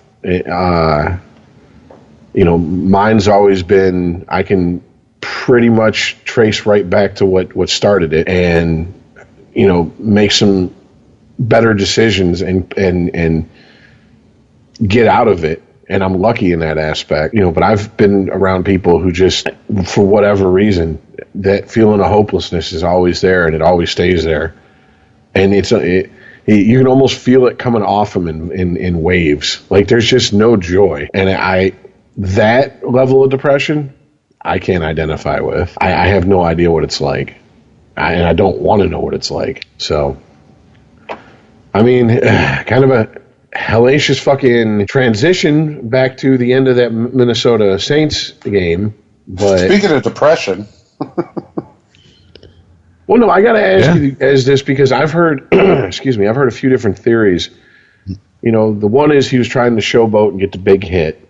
We kind of talked about that before we started recording. Another one is with the targeting rules, and you can't hit a defenseless receiver, that he was trying to hit him but not draw a penalty, which would, give Minnesota another shot at the end zone, whatever. What do you think happened there? I mean, what are your guys' opinion on that? Yes. I just think he fucked up. All the above. I think he misjudged where he was going. It's the equivalent of a receiver taking his eyes off the ball. A receiver starts to turn his head to look upfield, but first he looked at the ball, his hands are positioned right. He goes to take and look upfield before the ball gets there. All of a sudden, ball hits him in the hands, pops out. That's what looked like it happened with him. He lined himself up. He was going to make that game-changing, that game-ending hit. He was going to flip him upside down. It was upended. There's no way Stefon Diggs was coming down with the ball as far as he was concerned. But if you watch Stefon Diggs, when he jumps sideways, okay? Which changed the trajectory of where he would have been hit. And after he caught the ball, you see how he jumped sideways because he has to come down and put his hand down or he'd have fell. Now, when that happened, it was already too late. Williams already had his head down and he was going full on. I'm fucking this kid up. But that's how he missed. I honestly, when I first looked at it, I thought maybe he was trying to avoid, pass interference and shit. But then I watched it again and again, and everybody watched it again and again because that's all they're talking about. And the more I watched it, the more I watched Williams. And I was like, oh, shit. He was lined up for the big, I'm going to fuck you up hit. And then took his eye literally off the ball. So watch that hit or watch that play a couple of times and don't pay attention to Diggs. You know the outcome. He catches it, okay? But watch Williams. From where he starts his run, he lines him up perfectly and then puts his head down to push his shoulder to where Stefon Diggs' legs would have been if he went straight up in the air. But Stefon Diggs jumps up and to the right. And when he does that, he takes himself out of Williams' hit. Up and to the right. Up. We need to... Back and to the left. Back and to the left. Yes. I have to say, one of the best explanations I saw on the internet, someone was like, what the fuck happened? Blah, blah, blah. Someone was like, oh, Manti Te'o's girlfriend ran on the fucking field and shoved him from behind. I was like, wow. Hey, homeboy's never living that one down. No, Manti Te'o is never living that down. He wasn't even involved in that, and they somehow found a way to bust his balls. Well, he was on the field, so. But the loosest of connections, that's the only way he was involved. I mean, honestly. What do you think, Chris? I think he misjudged, quite honestly. I think he got caught up in the moment, made a miscalculation, and he's not going to be in a Saints uniform next year. He's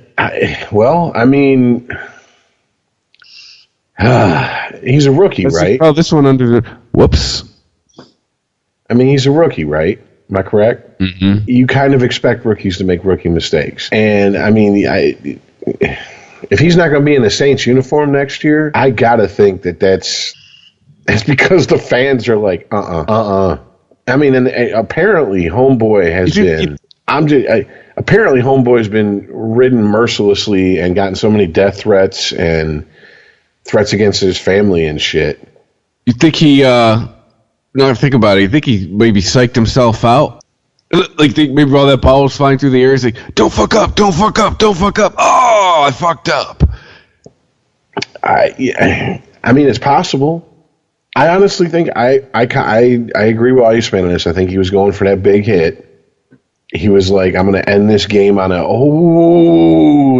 you hear the whole fucking crowd make that noise. Take the air out this crowd, win this game. We're going to the NFC Championship game. And he found out life isn't a Madden game, homeboy. That's not how it works, and that was the end result. Now, I do agree with people who are like, look, man, it's a fucking game. Like, I get it. I understand that, it's very disappointing when your team loses. I still remember the 96 playoffs and the Red Wings losing to the fucking anal munch and Coffee scoring on his own goal and How do you keep Keith Primo from scoring a goal? Give him a breakaway. You know, I remember all that. You know, but I wasn't like, oh, we got to kill them motherfuckers. Come on, guys, tool up. We're riding tonight. Yeah, we're going down to JLA and we want to see blood. Exactly. You know, that's ridiculous. You know, people, seriously, if you feel that way about sports, turn the TV off, go for a walk. You know, I mean, look, I get it, but come on, you got to grow up some point. You can't run around, you know, being some anonymous coward on the internet. I'm gonna kill you, motherfucker, you know, and start throwing racial slurs at him because of it. It's like, really, dude, really.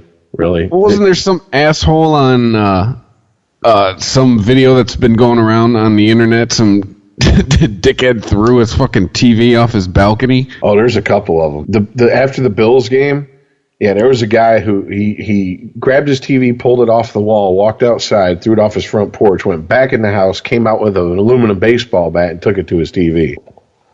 And I'm sitting there going, okay, please tell me that's staged. But at this point, shocking, I don't know. There's no woman there to go, hey, what are you doing?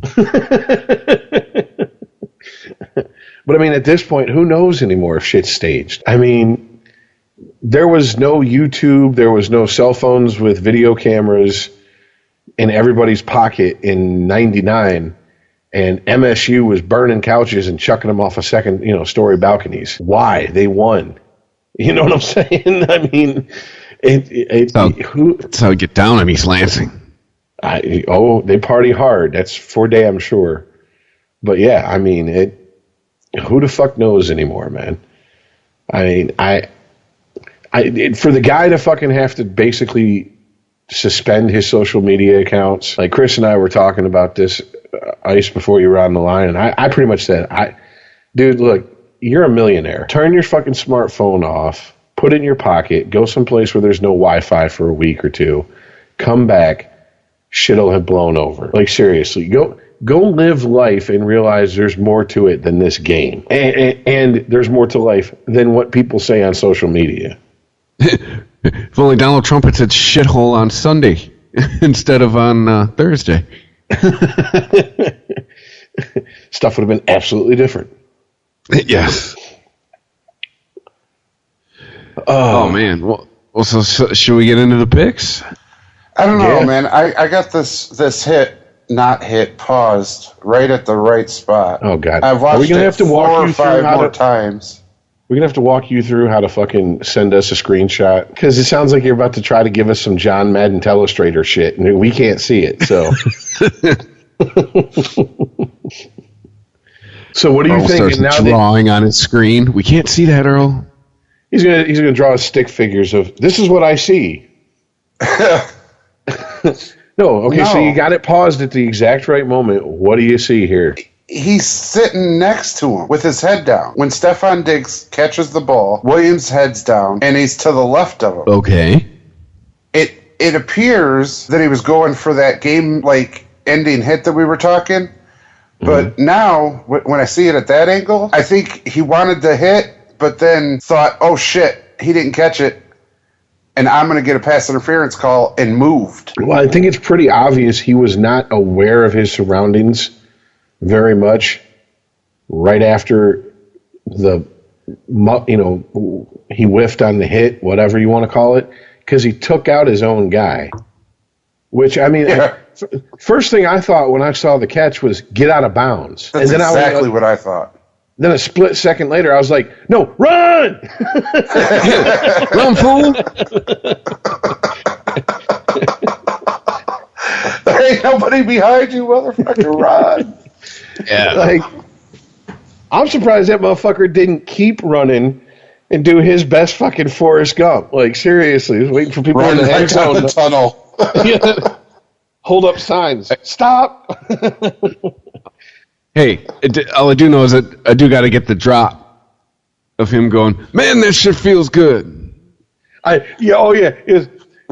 can say is I got to give it up to God and my Lord and Savior Jesus. Damn, that shit feels good. Yeah. It's like, all right, I kind of flash back to what was it, Bad Boys 2? Y'all motherfuckers need Jesus. Like, they're not the only ones, but all right. You know what, though? And stupid, but I'm going to give the best celebration to Stephon Diggs. Because after he just shocked the entire NFL world and ran that touchdown, this motherfucker drops the ball, takes his helmet off, and throws it across the field and folds his arms like, now what? You can play hide and seek and duck, duck, goose and all this bullshit. This motherfucker just took his hat off, threw it across the fucking field, folded his arms, and was like, yep. Best celebration ever. Well, you know, another podcast brought up a point. They never kicked the extra point, which fucked up the line. You can't kick the extra point. The game ended. Well, in a regular season, they'd have let them go for the extra point because point differential is one of the deciding factors in a tiebreaker. They didn't even fucking bother to even give that lip service. In the Super Bowl, they didn't bother, did they? No. Yeah, Super Bowl is just over. The end. Okay, so it's basically once you're in the playoffs, the fuck ever. Yeah, it doesn't matter.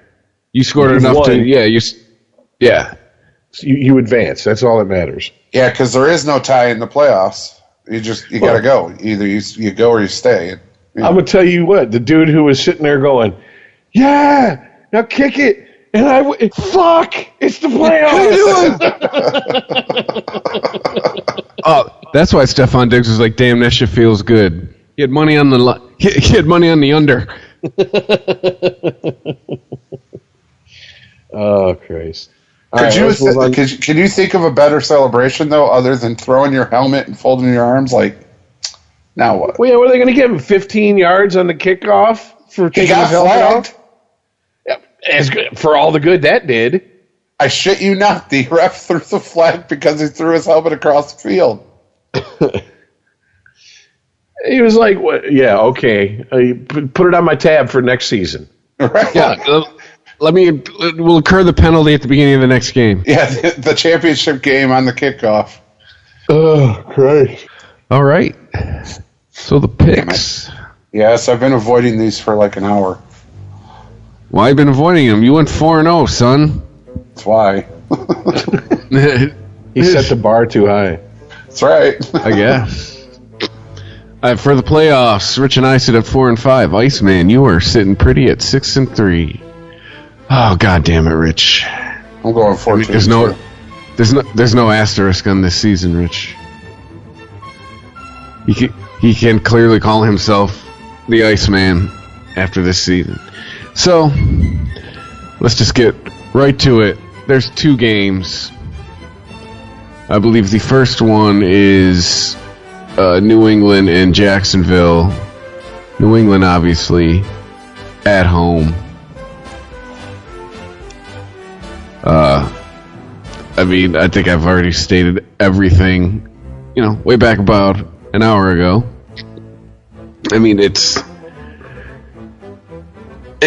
Everything aside, there's just 2 names that it all comes down to me. Tom Brady versus Blake Bortles. Pats are at home. Give me the Pats. Jacksonville defense, you only play one half. Brady and Belichick are going to exploit the fuck out of that. Taking the Pats.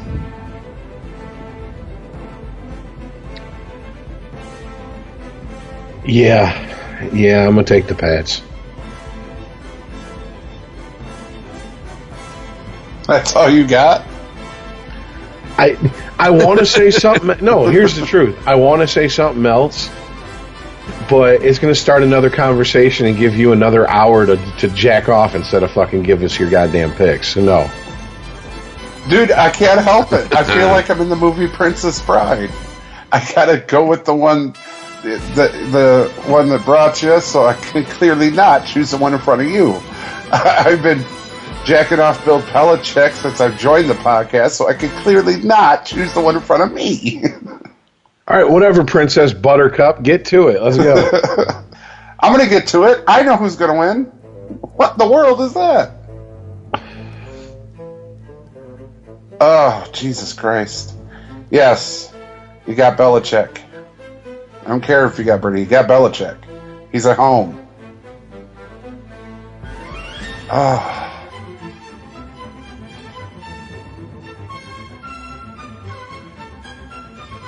You had a good run, kid. Had to end sometime. Give me the Patriots. There he is.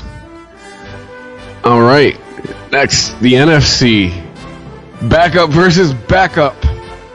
Vikings heading to Philly. Playing the Eagles. I'm stealing all of Rich's thunder on this because it's how I feel. The Vikings are a dome team. You know, even when the one year when the Metrodome tried to become open air, still a dome team. And I really think that there's been all this talk about the Minnesota defense, the Jacksonville defense. How about the Philadelphia defense? They let by, what was it, 10? That's it? Minnesota let by, 24? Jacksonville let by 42. Give me the Eagles. Yeah, this one I'll expand on a little bit.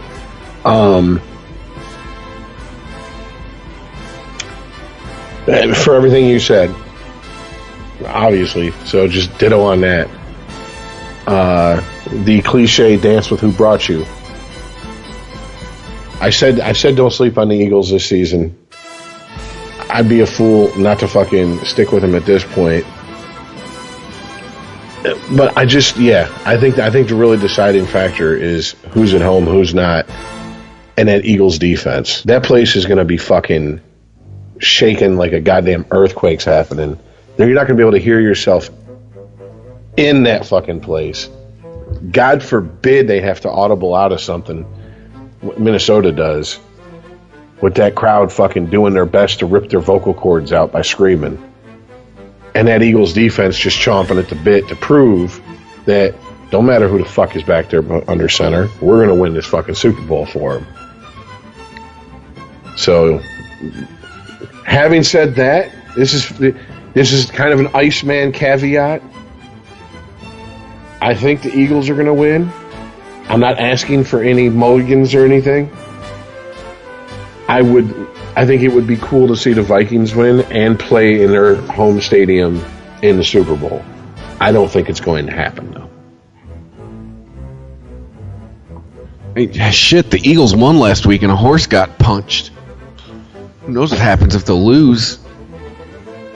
Well, we're going to find out. I'm going Vikings. That poor horse. Ooh.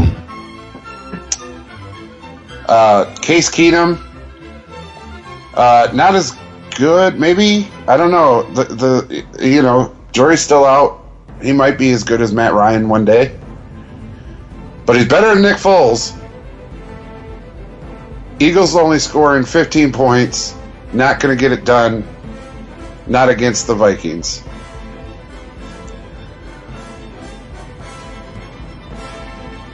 Whether we want to admit it or not, I think you guys are being deceptive.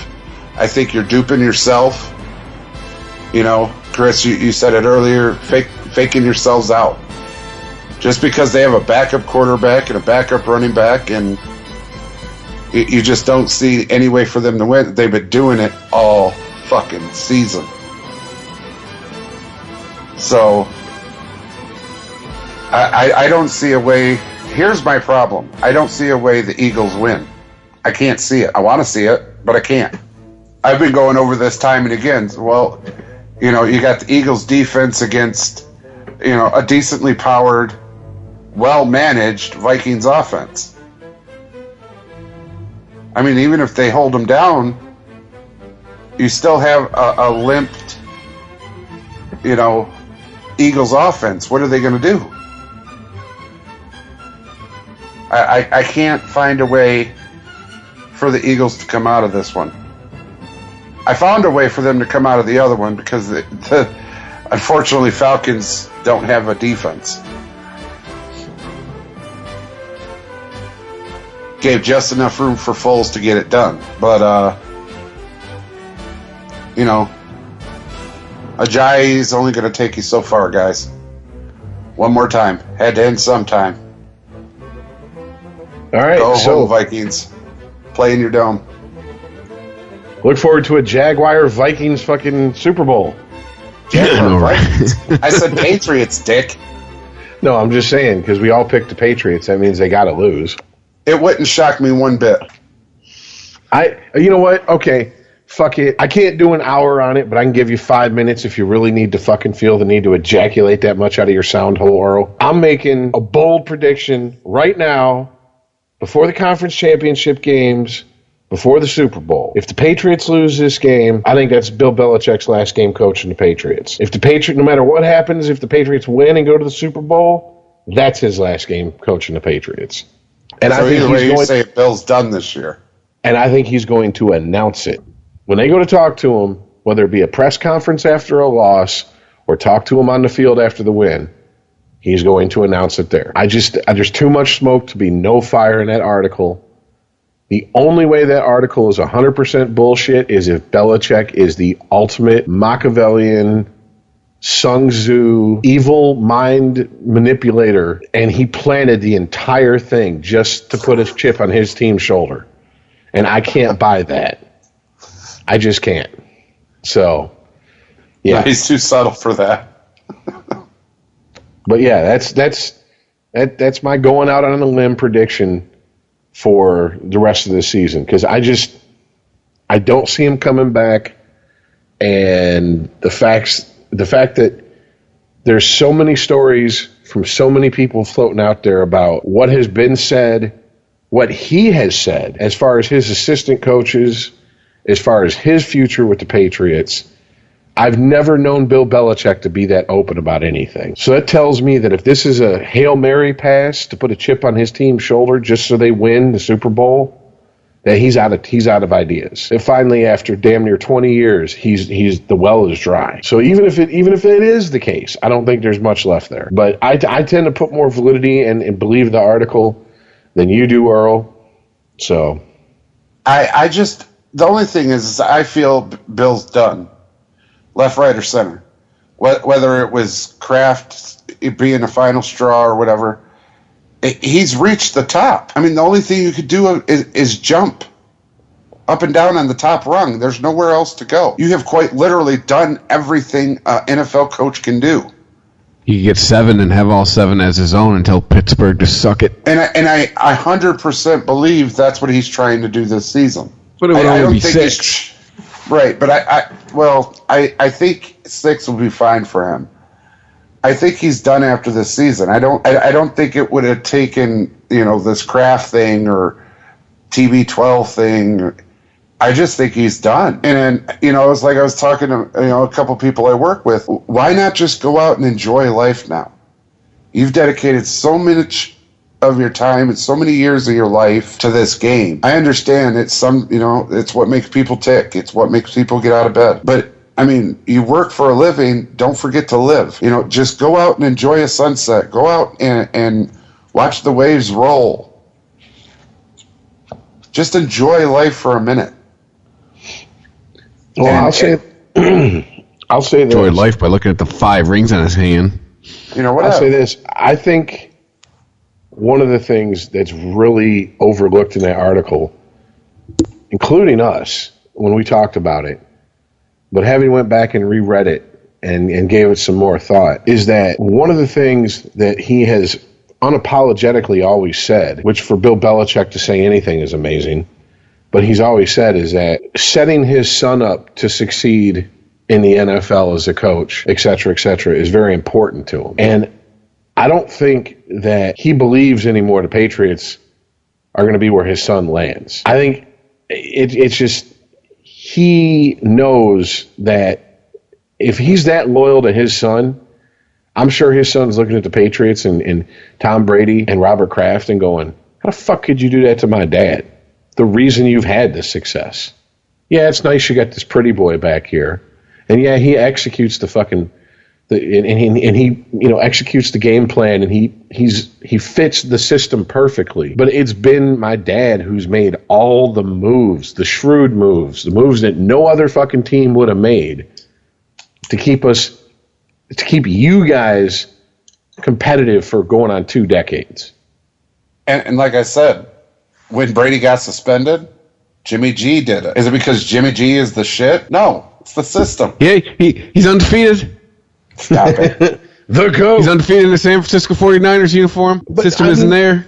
And I think back to when you've had like Scotty Bowman, the best coach in hockey. The rumblings were that after that 97-98 season, he was done anyways. I mean, there was rumblings of that as the Red Wings approached the playoffs.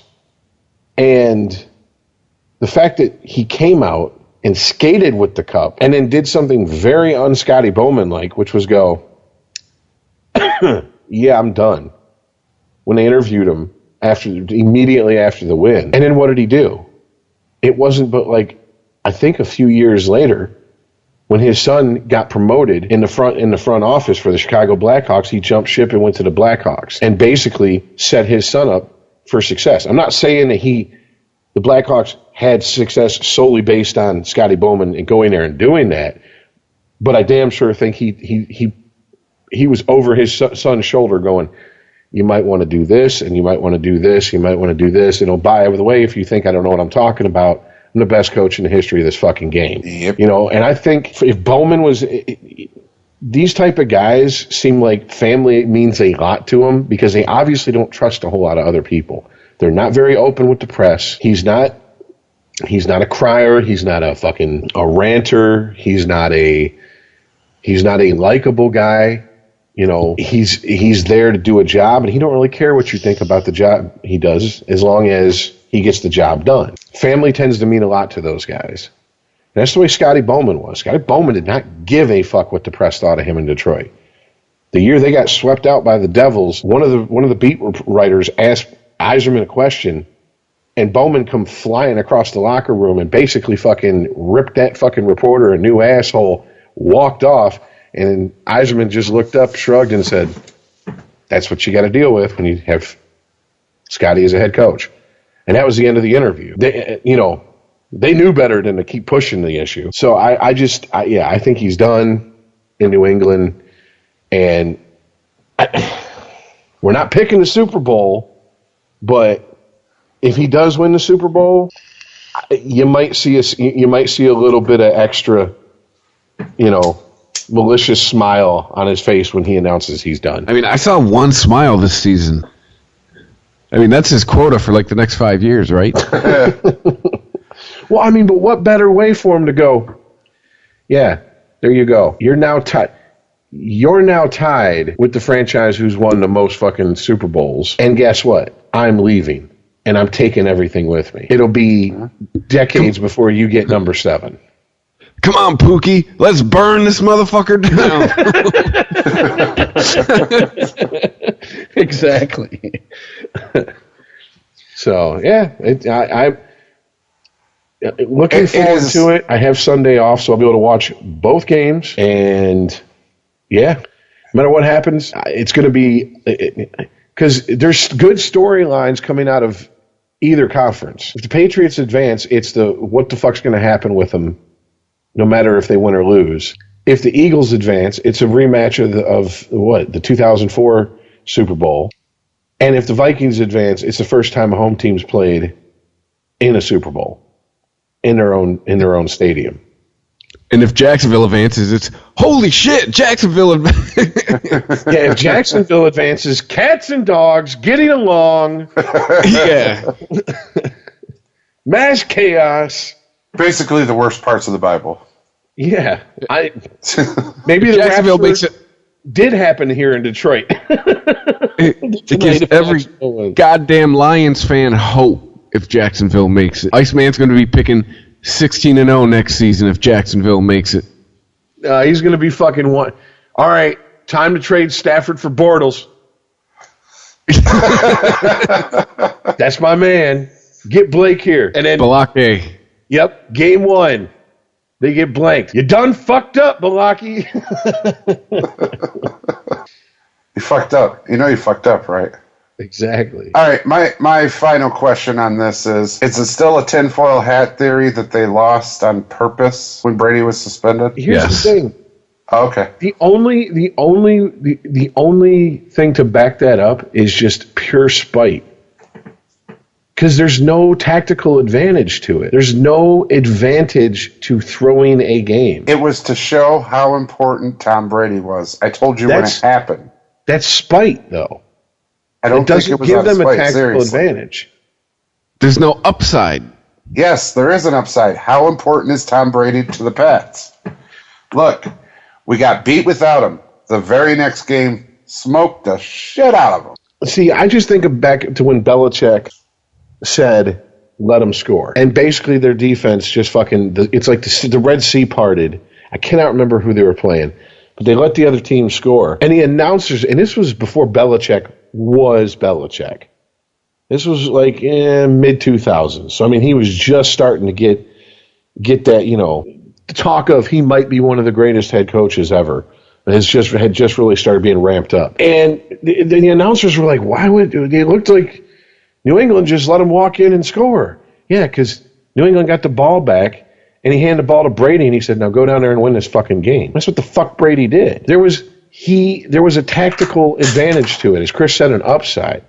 The only reason to lose and tank a game on purpose and risk your players out there getting hurt, because they're not going to be playing full speed. They're going to be playing people who are going full speed, who are playing football for real, and these guys are out there sleepwalking, like going 3/4 speed, like they're doing a walkthrough in the hotel fucking, a dining room the night before the game. There's too much risk and there's no upside.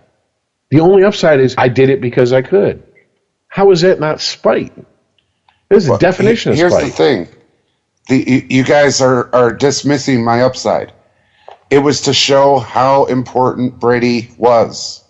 Dude, we get it. You said it 4 times. Okay. And you keep dismissing it and tell me, but there's no upside. That is the upside. All right. The loss that they had was to Buffalo. And it was not just a loss. That game ended 16-0, Buffalo. A team who made the playoffs? Hang on. 4 weeks later, stats man, Patriots played Buffalo again. And Buffalo was at home and beat them 41-25. Okay. And I said it when you brought it up months ago, and I'll say it again. You don't go 16-0. You win some, you lose some. A team that they couldn't score one fucking point on 4 weeks earlier. Again, you are acting 41. It's deja vu. You're acting like it's never happened ever in the history of sports. It happens all the fucking time, dude. You'll get your fucking shit handed to you by a team one time. And then, you answered my question. That's all. How did I answer? Still a tinfoil hat theory. Doesn't mean anything. Got it. I just love that we're now back to arguing. Not the beginning of this season. 16 months ago, we're going to talk about something that happened almost 2 full seasons ago now. Because you're telling me that all of this with Tom Brady and all of this, there's too much smoke, there's no fire. And I'm showing you this fire started last year, showing how important Brady was. And you guys thought I was stupid and tinfoil hat. You still do. However, well, then, all of if this that's other the shit case, makes sense. If you're right and this is the case, then everything that's coming back on the Patriots is Bill Belichick's fault. Because he did show Kraft how important Tom Brady is, and he convinced Kraft that Tom Brady needs to be there. Though, with this situation was, what if it was Kraft telling Belichick, lose this game so we can show how important Tom Brady is? And you guys said I was nuts. And now Kraft's all in the business, and we're trading Jimmy G and all of this fire and smoke. And but once again, I tried to show you that back then, and I was nuts. But you were still are, because you're suggesting either Bob Kraft, Bill Belichick, or Tom Brady makes a statement to the team and says you have to go out and lose this game to show how important Tom Brady is. The only person that has to be on board is Bill Belichick. That's it. He is the play caller. He is the end game. He is the one that says we're going to do this or we're going to do that. Well, here's where the rubber meets the road on this. if that's the case, then that is the best kept secret in that organization. But is it? Because now you got all the smoke, and look at the hand and Robert Kraft's hands all in the business. Okay, no. You don't get to ask me a question before I tell you why it's the best kept secret. It is, and it's a fact if it is, because why didn't someone fucking come forward and go, we know Bill Belichick, we know this organization, and something was going on with him and Kraft way back then. Case in point, look at that game we lost against Buffalo for no fucking good reason. So, that franchise, everybody in that franchise who gave their opinion in that article knew better than attach their name to those quotes. So you're telling me they know they're going to be able to be quoted anonymously, yet they're not going to say something like that? That these people who football is their entire lives are not going to realize, wait a minute, something wasn't right about that game. Now, if Belichick wins, loses, whatever, and calls it a fucking career with the Patriots and moves on, and let's say in a year or two his kid lands a head coaching job somewhere and Belichick comes in as a special assistant and we start hearing fucking more about the inner workings of the Patriots when he was there, I would imagine that would be one of the first things to come out. Okay, it would have to be. Because at that point, Belichick's going to want to go, see, it wasn't me that blew up this team. It was Kraft and his bullshit holding on to Tom Brady. If he'd have listened to me and we'd have fucking put Brady on the bench next season and kept Garoppolo, he'd still be winning fucking Super Bowls. Instead, he's got a busted-ass quarterback and and no coaching, nobody. I mean, if Patricia and, oh shit, who's your offensive coordinator? It doesn't matter. If their OC and their DC are gone at the end of the season and get head coaching jobs, they're not. You think they're going to promote a special teams coach, a linebackers coach to head coach in New England? No, there's going to be hardly anyone from Belichick's coaching tree. And if they're as loyal to him as they seem to be, he's going to get them better jobs than they're going to have with the Patriots. And especially if Robert Kraft is that much of an egomaniac where he's like, and he's so much in Brady's corner that he's willing to go to the best head coach ever and go, you have to lose this game because I want to prove to the world that's how much we need Tom Brady. It wasn't just to prove it to the world how much Tom Brady was. This was a big fuck you to the commissioner, remember? No, I get that.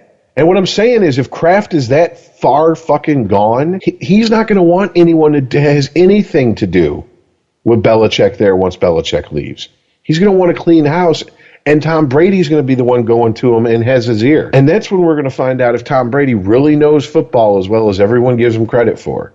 Because if Tom Brady's basically a player coach on that team and they install a head coach, offensive coordinator, defensive coordinator that he wants, and they lose, Tom Brady just, if he ever had any delusion that he was going to coach, just fucking removed that idea from everybody's head. Fuck it. I'm going to be the first ever player coach in the NFL. I'm not disagreeing with you. What I'm saying is it's unprovable at this point, besides you feel that way.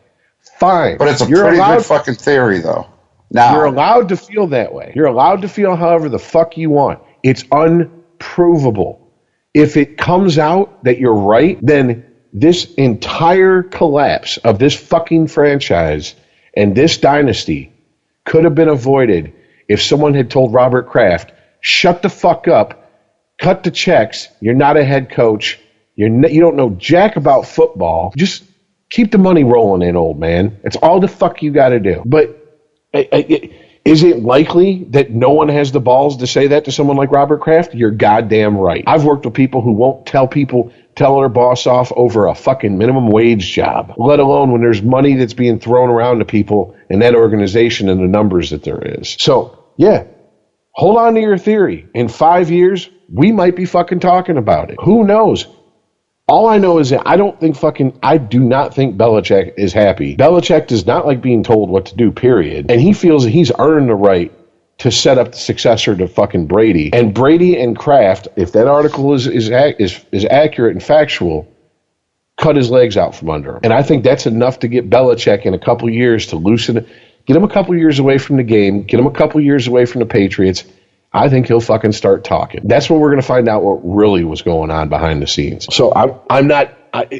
It sounded insane when you said it. It kind of sounds insane now because you can't prove it, and you can't look at us and go, "Well, you guys say it's not happening. Prove a negative." It's impossible to do that. I can't prove a negative. The burden of proof is on the person who makes the accusation, and the best I'm going to give you. And the best you can, honestly, if you're being honest with us and yourself, hope for is we don't know. Anything else is your bullshit ego talking and pride fucking with you. And that's the bottom line. End of discussion.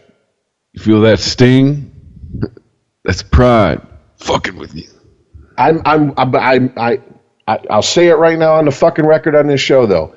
I'm willing to be way more open that there's plenty of fuckery that's gone down in the last 3 to 4 years in that franchise than we ever fucking knew about. I'll cop to that.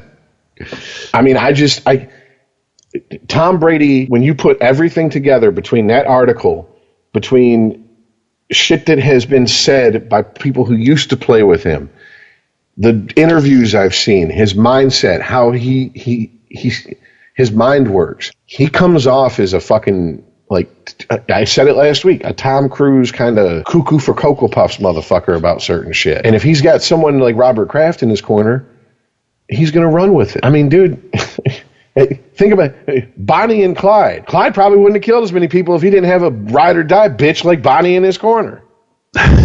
You know what I'm saying? You get my point?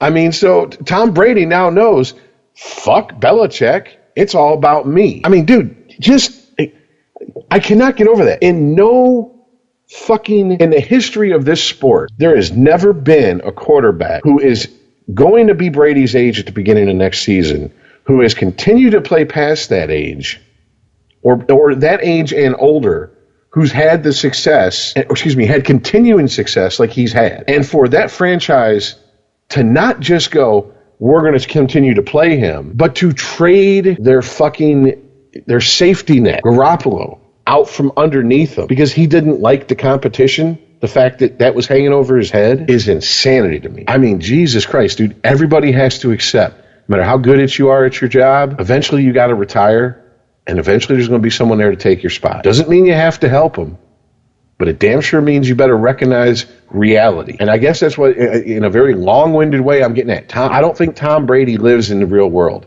He lives in TB12 land. Where he gets to have sex with Giselle. The kind of mannish-looking hot bitch. Yeah, I know. Sorry. Any bitch that wears a size 13 and is 6'1", I just got to... Show me the DNA. That's what I'm saying.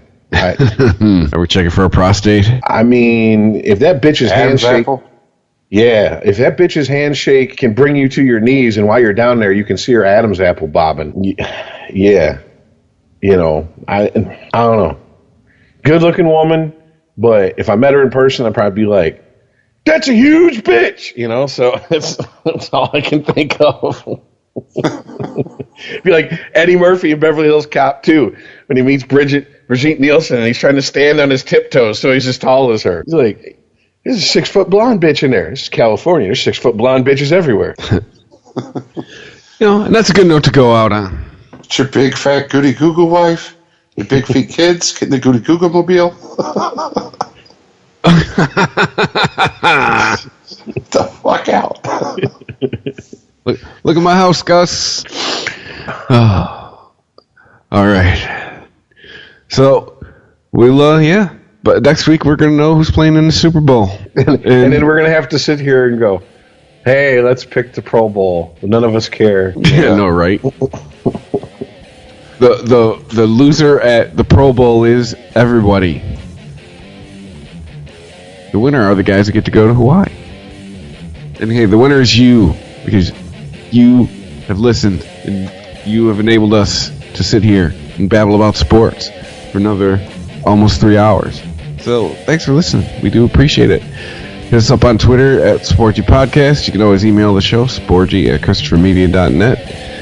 And yeah, you guys ready for the Daytona 500? Hell yeah. Yeah, we're gonna have a month of hockey and basketball. We'll have March Madness to break things up, but then, spring training's going to start pretty soon, so we'll have that to look forward to. So, anyway, we'll see you next week. All right, later, guys. Peace out, y'all. If you like this show, please tell a friend.